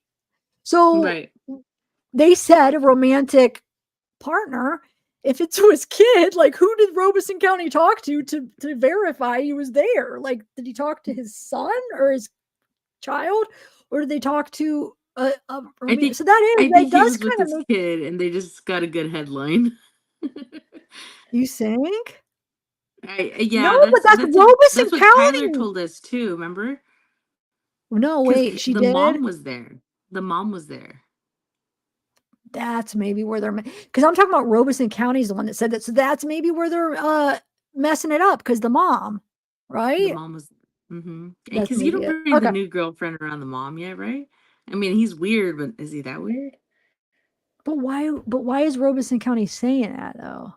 The sheriff's office. That's what's I could see if it was just like, oh, Daily Mail, but it's like they're quoting that the sheriff's office said that. I don't know. Hey, journalism is down the drain these days. Yeah. So this next video, I said it was a minute, but it's 5, but I think it's going to be a good one. News and it's Nation. Banfield. Okay, I like. Banfield. I sent it to you. I don't mind her. Okay, cool. I'm glad it's not. Yeah, that's the last one, I swear. Okay. Yeah, I got it. I got it. Oh, it's 1 hour ago. You were on it. This is a new one, guys. New release, 1 hour fresh. All right. Mica Miller's death has been suspicious from the get-go. Even after police officially ruled it a suicide and shared plenty of evidence, her family still has questions. There was no eyewitness to Micah's death that day. There was, however, an ear witness, a fisherman, who was out on the lake at the time of Micah's death. And he says he heard Micah crying just before the fatal gunshot rang out. That fisherman took News Nation's investigative correspondent Rich McHugh on his boat to the exact spot where Micah died. And Rich joins me now live. Rich, that's sort of been the last piece that a lot of people have been trying to put together in this story of Micah's final hours. Tell me about what the fisherman was able to tell you about and what his experience was. Oh man, Ashley, there's so much here. This is a guy that I've been trying to reach since the beginning of covering this story. Finally was able to reach him, and he agreed to meet me at the state park. I said, look, I'm going to be here all day. He finally agreed to meet. And he said, look, I want to clear up my name in this. Like, he says he's being dragged into allegations online, social media and whatnot. But I also wanted to see firsthand, like, where this took place, because there's so many questions about how she got there and why she was there. And it's all just so confusing to somebody who's been reporting on this. He graciously took us out for about a half an hour and allowed me to interview him. He didn't want his face on camera or me to name him, but he walked through what he experienced, and we have some of that sound right here. Let's take a look. I heard a cry back when we came in, where I told you I started hearing the crying at. Then I heard a gunshot. That was probably about 2 minutes or so after I started hearing the cry. It might have been a little bit longer than that. And I heard a gunshot. It wasn't a loud gunshot. And then the crying just stopped. Right about here, that's when I heard the gunshot. The gunshot went off. From which side? Over here on the left? To the left. That's where I heard the gunshot. In there? Uh-huh. That's when the crying stopped. That looks totally different from when I came in here. Anyway. Was it low water when you were here? No, it was actually less water than what's in here now. So that's the area I went in through with my boat. How do you get in there if you're not in a boat? You can't get in there if you. What do you mean? How was she in there? There's a path that comes in there. That's what I told them. Yeah. There was a path that comes into here. So there's paths all in this river. And there was a path leading straight to where her belongings were laying at. And then how did you something that was a really weird statement he just said. He said there's a path. That's what I told them. Well, you're on mute, Amanda. You're welcome. You're playing me. You've been my friend too long. Oh, rub it Can off you rewind it back about the canoe? Yeah. Yeah, right If here. you see my mouth move, just assume what I'm saying. Stop, right? I'm not good at. You can't. What do you mean? How was she in there? There's a path that comes in there. That's what I told them. Yeah. There was a path that comes into here. That right there. That's kind of weird. Like, what do you mean? That's what, like, he wants to make sure his story's straight. That's what I told him. There's a path. Well, what do you mean? That's what I told him. What freaking happened? Like, that just was weird way to say it. Or am I like over? I do have something to say. Originally, I had said that if you had heard me say that they weren't interviewed by police, everybody was interviewed by the police. The people in the other two people in the canoe, he was, and everybody. Originally, I had heard he hadn't, and I was saying that, but they were. But what about the people in the boat? They were those 3 people? Okay. There was actually 2 people. When they were saying 3, they were counting him. So, you know how misinformation can be spread. Counting him? Was he in the boat with them? No, it just says the third person there. Oh, okay. Wow. So, but all right. Now I wish I would have played Kyler's video, but I don't have. It's getting late. But we'll finish watching this and then. Play it, girl. What are we to do? It's not like I have a family. What's that? I'm a player, girl. It's not like I have a family. Yeah, right. Leading straight to where her belongings were laying at. And then how did you come across her stuff, her belongings? I just seen it laying up on the bank when I pulled up in here. Yes, sir. It was laying up on the bank. I don't know why I grabbed it. I just grabbed it. Didn't ever look at it or nothing. I got out and I looked around because there was a clearing on the left and the right, and I looked around because I felt like something was wrong, but I never seen nothing. I took the stuff, put it in my boat, went back to the landing. Her driver's license, her bank card, she had her keys, $500, a little over $500. Every bit of that money got back. It was not a wallet? It was a wallet? It was what they call, I guess, ladies call them fanny packs. What do you say to the people accusing you of being a part of this? Quit trying to be investigators. I did not do this. There was no way in the world I would harm anybody like that. Even my worst enemy, I would not do nothing like that. I was just here fishing. I can understand people, thinking stuff. It did look odd, but people's going to think stuff. I've even been trying to figure out what happened. Now, a couple quick things. Actually, he says this is the last interview he's doing. He wants to do this to try and clear his name on social media. Having been there at the site where this happened, Ashley, I gotta say the only thing I could think of was like, how in the world did she get back in there? And after talking with her family, knowing that she had to walk through waist deep water to get there, yes, you can only wonder, like, why? Like, why would she go to these lengths to get into that area? Yeah, I mean, it's so sad, especially since she seemed to want to be found. That's why she called 911 to let them know where she was. Rich, tomorrow you've got another exclusive interview with the gas station owner where Micah was maybe last seen alive. I'll look forward to that. And thank you for doing this report. Please give our regards to that fisherman. I like Ashley Banfield. Okay, so I think we should watch. We got to watch that one that comes. I don't need to play Kyler. That's the point I wanted to make. Is that they had to walk through deep water to get to there. So it's like Micah would have had to walk through this water to get there, but then shoot herself. It's just like, if she wants her body to be found, why don't she just stay in her car or like just go right on the ledge? Or was she just like trying to get the courage and like, well, I don't know. Leave breadcrumbs of your stuff or do it in front of something findable. Because, dude, if those people in the boat didn't go by and people weren't right there, they would not have found her. They would have been a while before they found her, right? Yeah. Well, wait, was her belongings, it had her phone, or was the phone in the car? Do you know?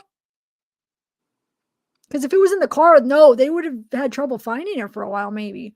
Well, she had to have her phone because she called. No, she called probably before she walked into the. But it was a mile. It was a mile from her car to the marsh, and then 100, a football field. I don't know. Oh, so did she meters? Okay, so the phone, like she walked through the water with the phone. She probably had it in her fanny pack. Yeah. Well, dude, never mind. Then it's the same thing, because if her phone would have got wet and sunk to the bottom, they wouldn't have been able to track it, right? Eventually, I don't know. It's just. I mean, I do believe chances are she probably did do it, but there's just like so many there's some weird things that just make you wonder because, yeah, like walking. What do you think about Fisherman Guy? I think what his guilt, what we're all feeling like something off with him. I think it's because he was planning on just taking that stuff, taking her money. He said and then all the money was there. Yeah, he looked and he was going to take. I think he was planning on doing that, and that's why he didn't call the cops when he found it, and that's why then he saw the cops. He knew, oh shoot, okay, I got to turn this in. But I think that's the weird feeling we're getting from him. I think he was planning on. He probably saw it and grabbed it like, ooh, let's see if there's any money in here. He probably would have taken it if. What's that? I said, and see, guys, that's why you follow Zav, because about a week ago, We told you guys that she had $500 in her purse or in her fanny pack.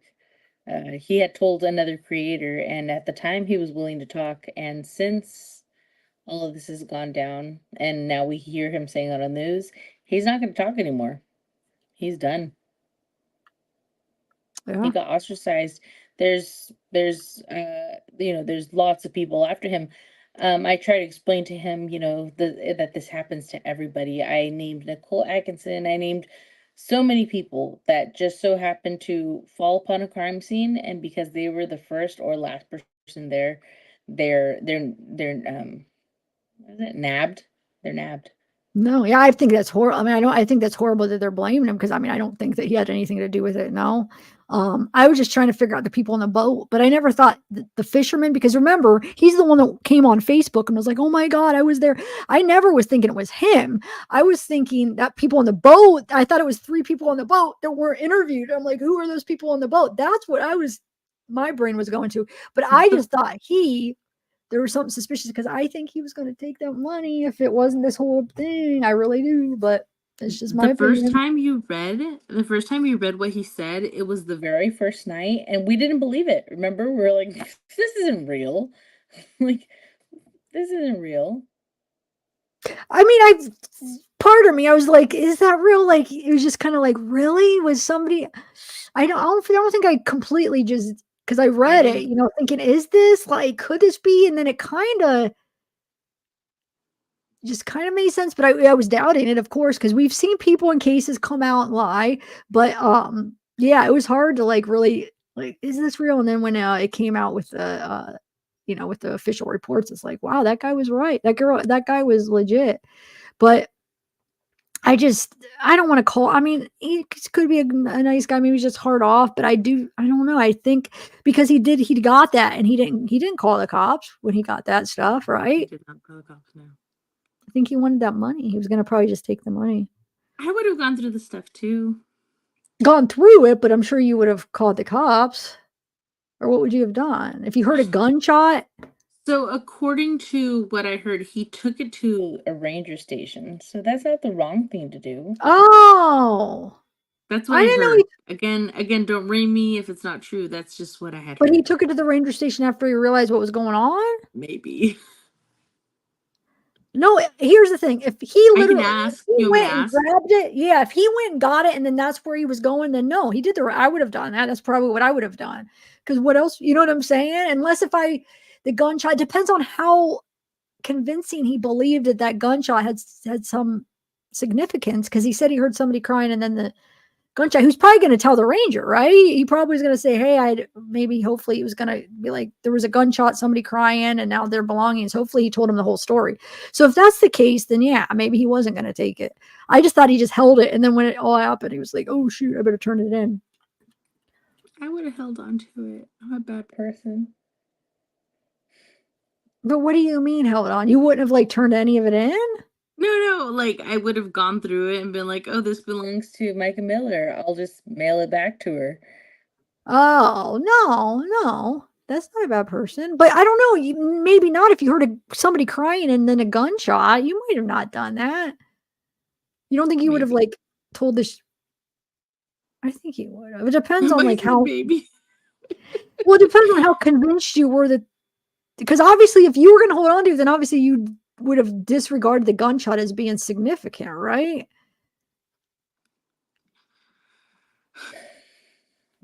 So I hate to sound like this, but I grew up in a place where there are so many gunshots. Sometimes they sound like fireworks, and you're just like, like I don't know. I don't That's what know. I'm saying. So if you were just if you weren't convinced it was a gunshot, then yeah, I could see that. But no, you're right. Sometimes I'll hear something like, is that a gunshot or fireworks? I can't tell the difference, but I get it. It was quiet. He did hear sobbing and all that stuff, but it would be if he, if he had kept it. He didn't keep it. He did give it up. He's being honest as far as we can tell. Okay, so I got the answer. I got one answer. I said, hey, did the fisherman take the stuff to the ranger? And she said, yes. And I said, before or after the cops got there? And there is no reply. Would this person know that for sure? Yeah, they're the person that was talking to the fisherman. No, I know, but they would. Okay, so they know the answers to that. Okay. Yeah. So hopefully, yeah, maybe if they say yeah, then I was wrong. I apologize. Then I just was under a different impression. Like I never thought he had anything to do with the killing. I thought it was I was doubting who those people in the boat were. That's what I wanted to know. But if they already been interviewed it, so they know who they are. I wonder who they were. I know who they are. Traumatized. Yeah. Well, wait, not the person in the canoe, but the other people. Did they see Micah too? I'm sure they did. Yeah. I would have. Everybody sticks around. So she drove to the park with a gun, called 911 before the fisherman. I'm not getting the answer on whether it was before or after the cops, but he did take it to the ranger. Before or after the cops, I do not know, but maybe we might see. Okay. He gave it to the cops, not the ranger. See, so So I he don't waited know. till the cops got there. Unless if he was okay, maybe he's like, okay, let me see what happens. So yeah, maybe I feel bad even accusing him of it. Just I was like wondering maybe that's what like people are getting like something off with him, and maybe that's what we're feeling, but maybe not. He might be an honest guy. Who knows? I don't know the guy. We're just giving some thoughts. So Whit James says that the phone was with her belongings. Okay. Okay. Someone said, I hear a boom boom shot. I go the other way. I agree. Here, what? I guess let me just share it. I'll just share the. Hold on. We'll share the Run 2J. Run 2. I can never get your name straight. Run. Wait, let me look at it again. I always have to look at how to say it. Why can't I remember your freaking name? I know your real name. I don't want to dox you. What's that? I just yawned really loud, really wide, and I forgot I was on camera. Do it up. I'm always like cover my. I don't know, but yeah. I forgot. Run 2J. Okay. Let me pull these down. Hold on one second. Let me just play them. Here we go. Because now you see the JP's like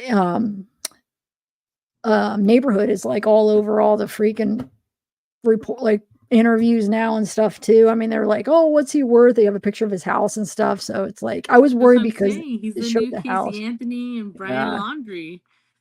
They're gonna start paying people to live outside of their house. I wonder if he's like staying somewhere else. You know, sure he has plenty of homes.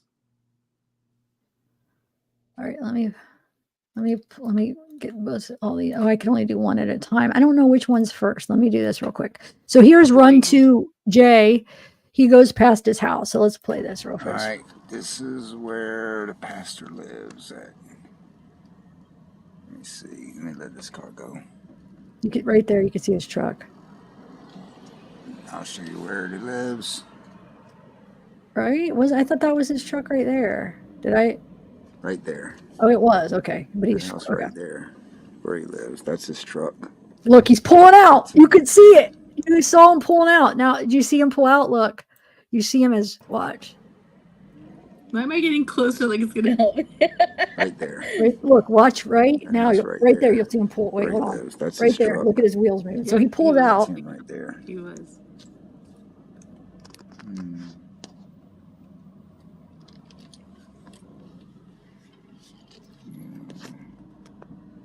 He's right behind me. You hear that? Did you hear the squeal? He like squealed out. And this guy, Run 2J, say he's following him. I was gonna say, do you think he knows he was following him? But then I remember you told me.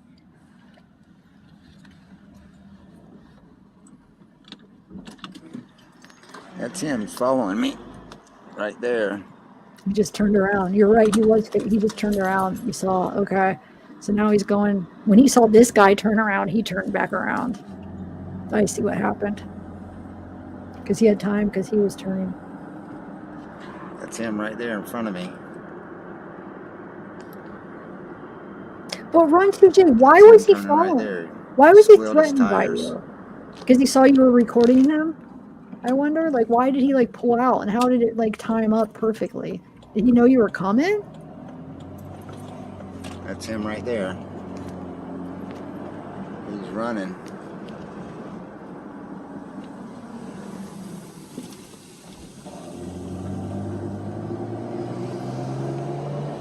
And then is this the day that he at the gas station too, or no? I'll play that in a minute. The gas station, when they caught him at the gas station? No, I guess he calls the cops on this guy, Run 2J, and said he had a gun or something, and they searched him. They didn't have any. So I don't think anything came of it, but I don't know if it's the same day. JP is scared of his tongue.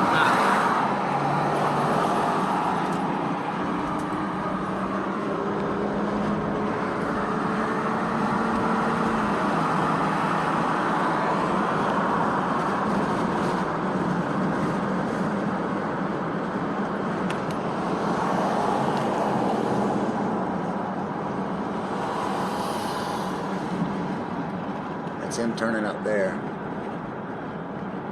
Yeah, it's him. Turn right. Oh.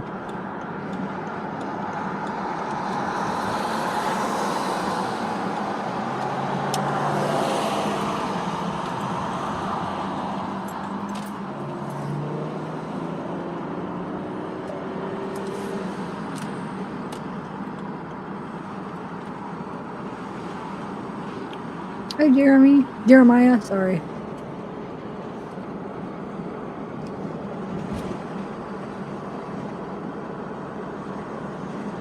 So wait, Run 2C, did he call the cops because you were following him?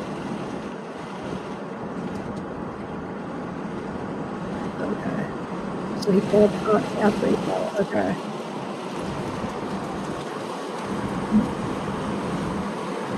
Let me find the other video. So the other one is... This is totally something I would do. Follow him? Yes, I would follow him until he called. You're funny. Well, here's the one at the gas All station these cars out where the there. cops got called. They're out there with him. All these cars out there.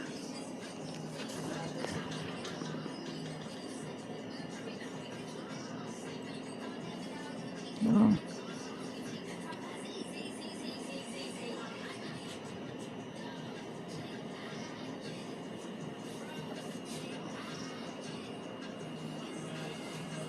Let me play one more here. Then there's one more where he goes past the church, right? Solid Rock Church. Right here. We'll get more into it. Run 2J. I am so tired right now. I gotta get up early. Again. To go to my clinic, but we just had so much, had so much planned to show today. That's why I was like, can we do it, later? I had a lot to say today. There's the church. You did. It was good. Good stuff. Really. And everybody really liked you. Right there. I'll turn around. So there's the church. I just wonder how much this all is going to hurt the church. Hopefully it does. I mean, what he's done, and he's the leader. He's the one that started that church. Oh, you get out? Maybe I haven't watched all this. I don't remember you getting out. Dang, you don't mess around, Run 2J. You're like, I'm going to get out. Movie theater. He said boots on the ground. Yeah. Said that they closed it. It's like closed permanently.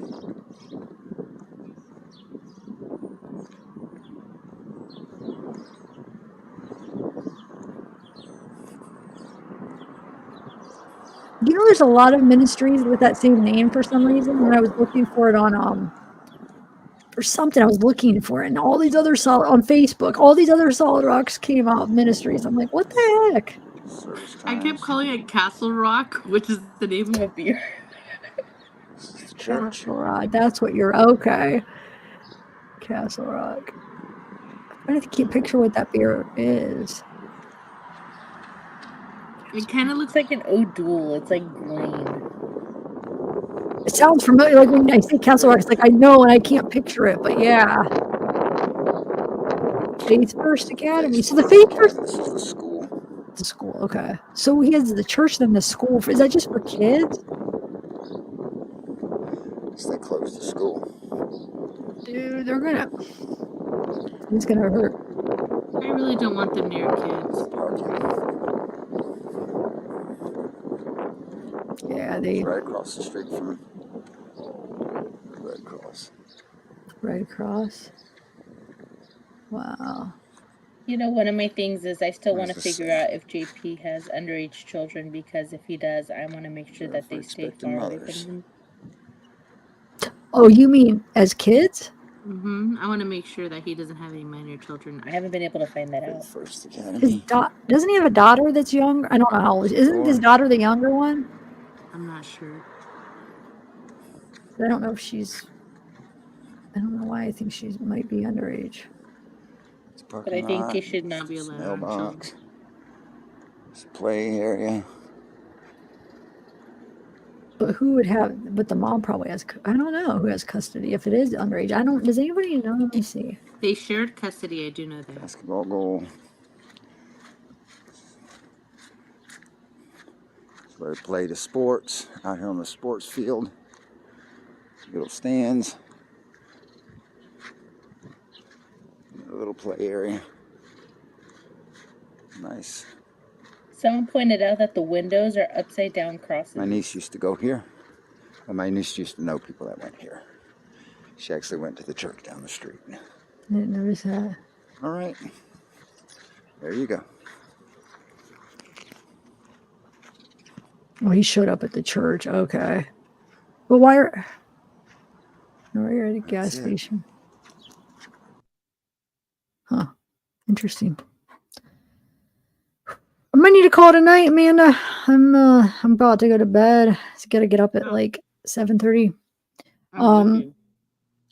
Yeah, you probably have to get up early for kids, huh? Well, thank you for coming on. That was awesome. That was a good live. I had fun You know, I chatting love with you. coming on, and I needed to come on camera just to start trying it out. Yeah, you should do it more. It's so awesome to have you on camera. So there's nothing to be afraid of. Do you feel like you broke the ice with that? Like feel comfortable or no? I do. I'm not gonna lie to you. The first time I went live on camera, I literally got really mean comments. I'm not even joking. I got really mean comments. They're like, why is she smiling throughout this whole thing? Why is she like the Cheshire Cat? Like, wait, when is this? When? I'll tell you in private chat. But it was literally a huge channel, and they reamed me because I'm a smiler. And I was like smiling throughout the whole thing. I didn't know what else to do. I have a RBF, like a resting bee face. So if I'm not smiling, I look mean. So I was smiling, and it was like a kidnapping case. And they're like, "Why is she smiling? Is she drunk?" So I got scared away.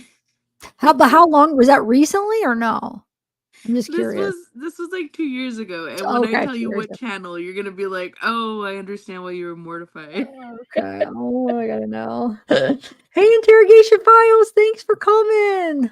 You've been getting me into you have some new cases I never heard of. I was watching your videos. I think it was like last week. I watched a couple of cases I never heard of, and it always gets me interested because you do good at telling the story and putting together the files to get you sucked in.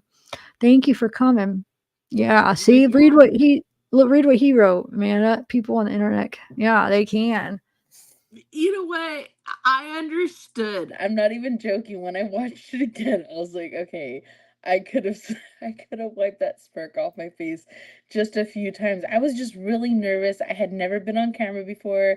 Like I said, I had a phone in front of me right now watching myself just because I have the meanest RBF face. Like I look like I'm mad. So I have to like keep it like, I got to keep my cheekbones up just to make sure I'm not looking mean. And so one of my efforts in doing that is smiling. And when you're talking true crime, you're not supposed to be smiling the entire time. So I understood, and I'm going to work on it. But I love practicing with you. You're, of course, one of my favorite creators, and this is a dream come true. And, I'm a fan first. So, like, thank you so much.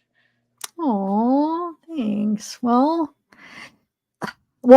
people say I'm like look confused all the time, so I can't help it. I'm just like, you know what? I can't help it. But you make confused look cute. People get mad at me. You gotta tell me who this is because you know how people are. Like it was probably stupid. I don't know.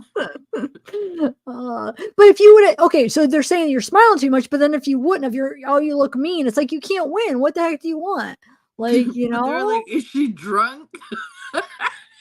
Oh, no, she's happy or yeah, I guess you can't be. I don't know. It's tricky, but you I gotta was tell me who smiling this too is. much. I agree. I Okay, watched so it you over and I agree. was like, you look like an idiot, man. You gotta tell me. Is that video still up? I gotta watch it. No, I won't watch it if you don't want me to. But if it's still up, Girl, I'll tell you later. wait, is it?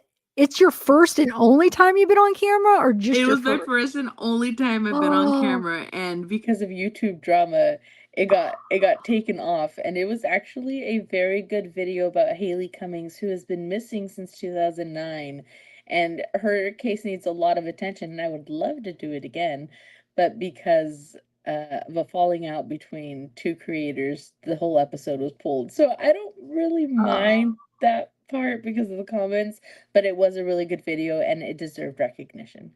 wow. Yeah, I don't know that case, but Haley well, I feel Cummings. privileged. Like this is your only second time for being on camera. No, I've been on camera like a little bit, but like never the whole time. I've been on camera on TikTok, but because they like do filters. What kind of filters? Filters, girl, like filters. Put on eyelashes and your skin looks smooth and yeah. So what do you use? The eyelash one or the Lipstick, eyelashes, blush. Well, wait, doesn't that like have trouble keeping up? So like if you like turn, No, you can it's see actually it? really good. Really? Mm-hmm. I've And it makes seen you like feel better. And then the freaking filter falls off and you feel really ugly. That's what I'm saying. See, like you might be better just to show. What's what you look fine. Like why would you even need a filter? I don't think you need a filter, but I mean, Because sometimes when you do TikTok live, it's like at night and you're not wearing makeup or you're not like feeling your best. So you're like, let me toss on this really cute filter with freckles and it looks really good. And then you're about to go to sleep and it falls off. You're like, holy, I'm hideous. Wow. Awesome. Yeah, no, okay, it's good to know that they have filters. So Good night, Zab. What's that? I said, well, good night, Zab. Yeah, I am like I feel like wore out for some reason, but I had so much fun. Thank you. I'm so glad you did come on camera though. For real. You should do it more. I will. Invite me more. I'll come on more. Oh, I will definitely. All right. We could even do another case, or this case is not ending anytime soon anyway. So when I do this case, or whatever, I know I'm gonna do that interview Wednesday, guys. Don't miss the interview with Paige. I think that'll be a good one. Get a little insight into Shonda. That case is crazy. But this might drive you a little bit crazy, but people really want to hear about Watts again. I have noticed that, dude. My videos get like re-watched, like they go through like what is it called? Like where there'll be like a lot of people watching it, so something's going on. Zab, we never figured out the purse strap. Oh yeah. And There's there's a a water bottle. But will we be able to figure out with what we have? Do you think? There is. I mean, you're right. People are into watch. I was thinking about. I was gonna do a rewatch like last year. We were gonna read back over like the Discovery and like see if there's anything we missed. But I know I've thought about going back over that, but I don't know. I just keep getting preoccupied. But I don't know. Yeah, maybe we could do that together. It's like a comfort show. It is. That would be like I know that Kate. Well, I'd have to refresh, but like oh my god, for like almost 2 years or over a year, just like every day, freaking oh my lord, put so much time into that case. Wow.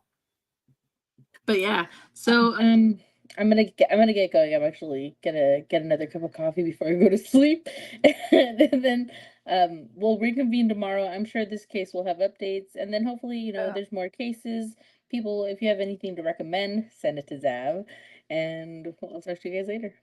All right, thank you again, Amanda. Everybody go check out her channel, TikTok, and don't forget YouTube because you got to justice for Micah. Justice for Micah. Thank you. That's the important thing. 100%. We will. We'll get it. We'll get some kind of justice. The family's working hard. There's going to be some kind of justice. JP is going to get something about it all. Yeah, he can't get away with this. No, he'll get something. So, and it definitely is going to lose some congregation or what do you call the people? Not congregation. That's when he's actually doing it. What do you call the people? Members of the church? Isn't there a term for him? But he's definitely probably lost that. And he's going to be, he's exposed. I mean, he's pretty much exposed. Anybody that keeps following him knows what they're following. Okay. There's no way that, unless if they're just not watching stuff, but it's all over, dude. It's all over the news. It's probably all over local news. So people living there, it's all over. I mean, so if he doesn't get like some kind of manslaughter charge, there's going to be some kind of justice in what he did to her for years. You know what I'm saying? Is it congregation? But, congregants. Okay. Cause I was saying like parishioners. But is parishioners like more for Catholic or, you know what I'm saying? No, there's certain terms that are like Christian or Catholic or see, I grew up in a Catholic school and then my mom always with Catholic, but she switched over to Christian and we actually learned there's so much differences between Catholic and Christians. Like it's ridiculous. Like Catholics, I'm not trying to talk bad about Catholics, but they've made up things that really aren't even in the Bible. Like they don't go by the Bible. They add like things that aren't even in it. Like we kind of learned, just a few years ago, I actually was the one that kind of taught my mom that. And then she used to go to a Catholic church. She switched to Christian and absolutely loves it. But there's things that, because she wants to be more like Bible based. I want to go by the Bible. And the Catholics, they have their own little things. They worship saints, which you shouldn't do. They make you go through a freaking priest to talk to God, which that doesn't say that in the Bible. You could have your own relationship with God. I mean, there's just certain things that, so like, yeah, I consider myself a Christian now more than a Catholic, even though I don't know. I got to learn the Bible more, but I don't know what I am, but I'm not a Catholic anymore. I know that. I would want to be a Christian, if anything, like that. I just got to learn the Bible. So I feel kind of almost fake to say I'm a Christian because I know so little about the Bible. And go figure, 12 years of Catholic schools. And I'm saying I barely know anything about the Bible. There's certain parts in the Bible that were over, like small fraction of the Bible that we just constantly learned about. That's it. So I'm like, and I should know, going 12 years of a Catholic school in church all the time, like I should know, but no, anyway, yeah, so my mom doesn't consider herself Catholic anymore. I don't. I want to, if anything, Christian. And like I said, I need to put more time into it. My mom's been trying to get me to learn it more, but, yeah. Anyway,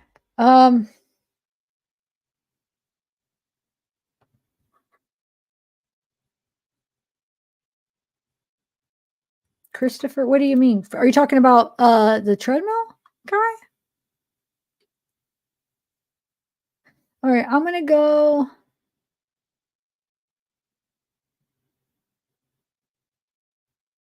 Oh, I know. There's a ton. Yeah, I know there's a lot more like we learned there's so much about the Catholic stuff that we all thought it was like, the Bible, or a part of what the Bible says, and there's so much, and I forget now. Like a couple years ago, when I was actually trying to learn the Bible, and then I told my mom, and I was trying to get my mom, because she was going to Sunday every day. She was going to Catholic Sunday Mass. They call it Mass, a Mass in Catholic.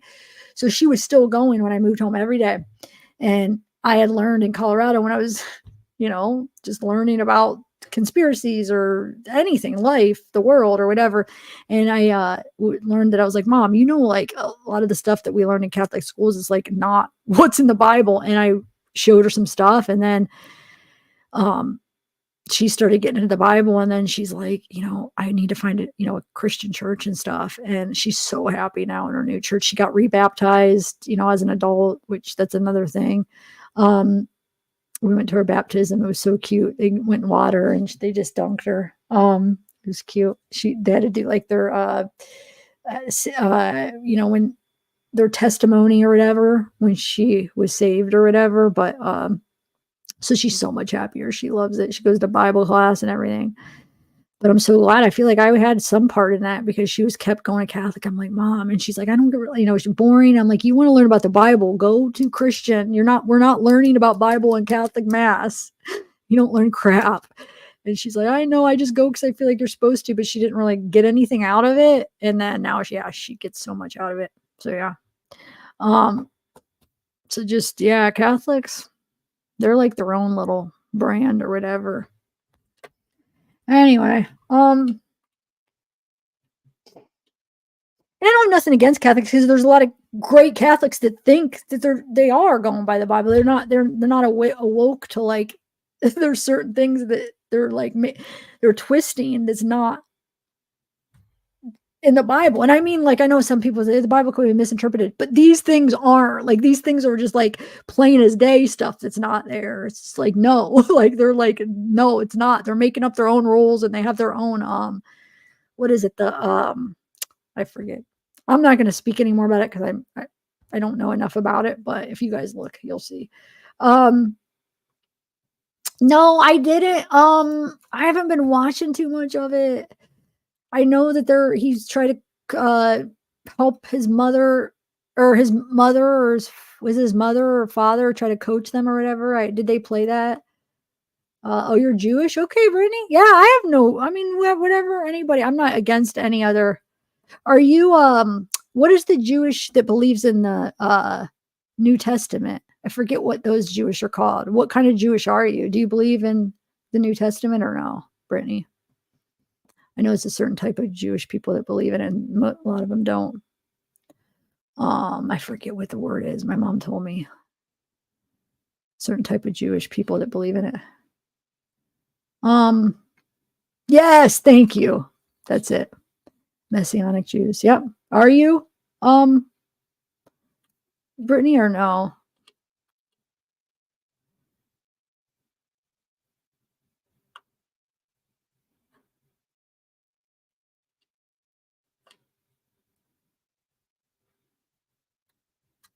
I'm just kind of waiting. Are you Orthodox Jew, Laura?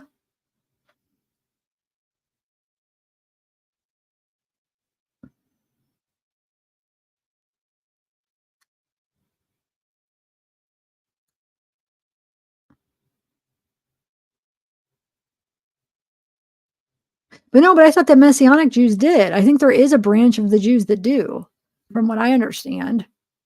And I get, it's the Old Testament is what the Jews go by. But I've heard, I'm pretty sure that there are some that do.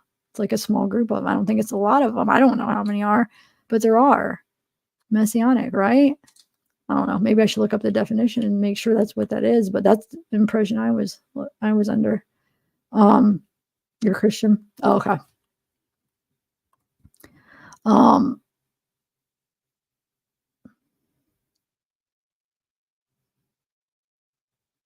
Let me look that up now. You guys, I'm going to want to see what it says when you look up Messianic Jew. Hold on.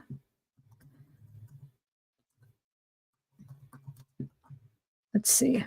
Now you got me wondering what Jews believe about Jesus. Let's just see real quick.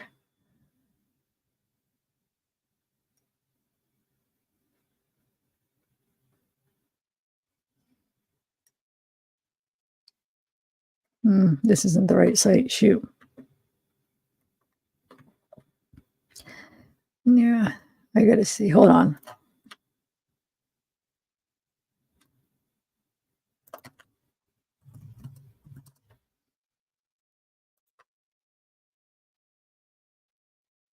Yeah, Messianic Jews. It says Jewish Christians believe that Jesus is the Messiah and Son of God. So there are some Jews. That's what it says. And that's what I was heard too. Oh, my screen isn't shared right now. You guys can Google it. You'll see. I just can't. I guess I could share it. Hold on. I just have so much other stuff up. I got to remove it.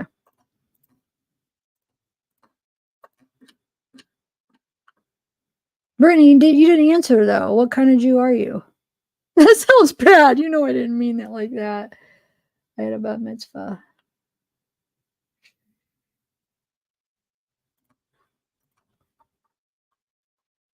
Oh, I forgot to share my screen again. Thank you, Jeff.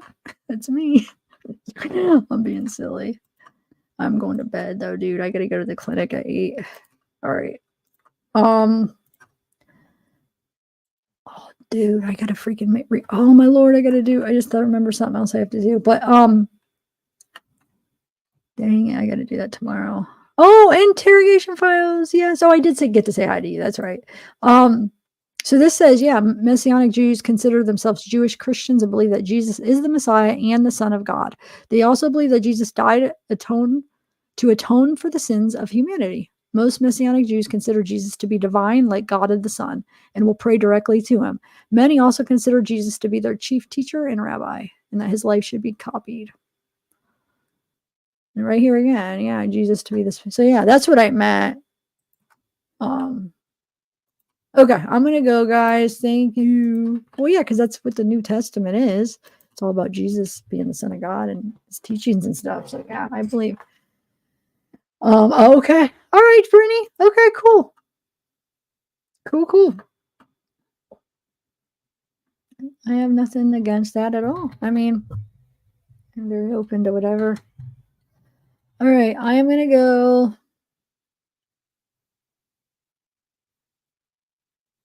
Wait, they do filters without you knowing? Like, wait, if I would go on TikTok, like they would put a filter on me and I wouldn't even know I had one on? Is that what you're saying?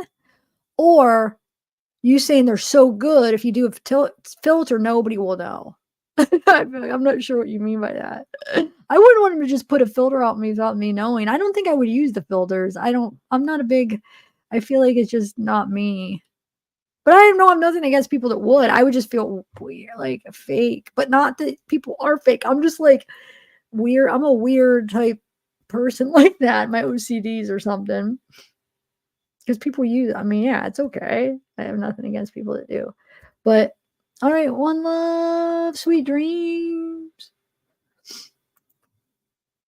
Bye, Jeremiah. Bye, Jane, Brittany, Kim. Oh, hi. Bye, Tanya. Soul, one love. Free my water, not my face. That's funny. That's a good one. That's a real good one. All right, I'm going to end it. Bye, guys.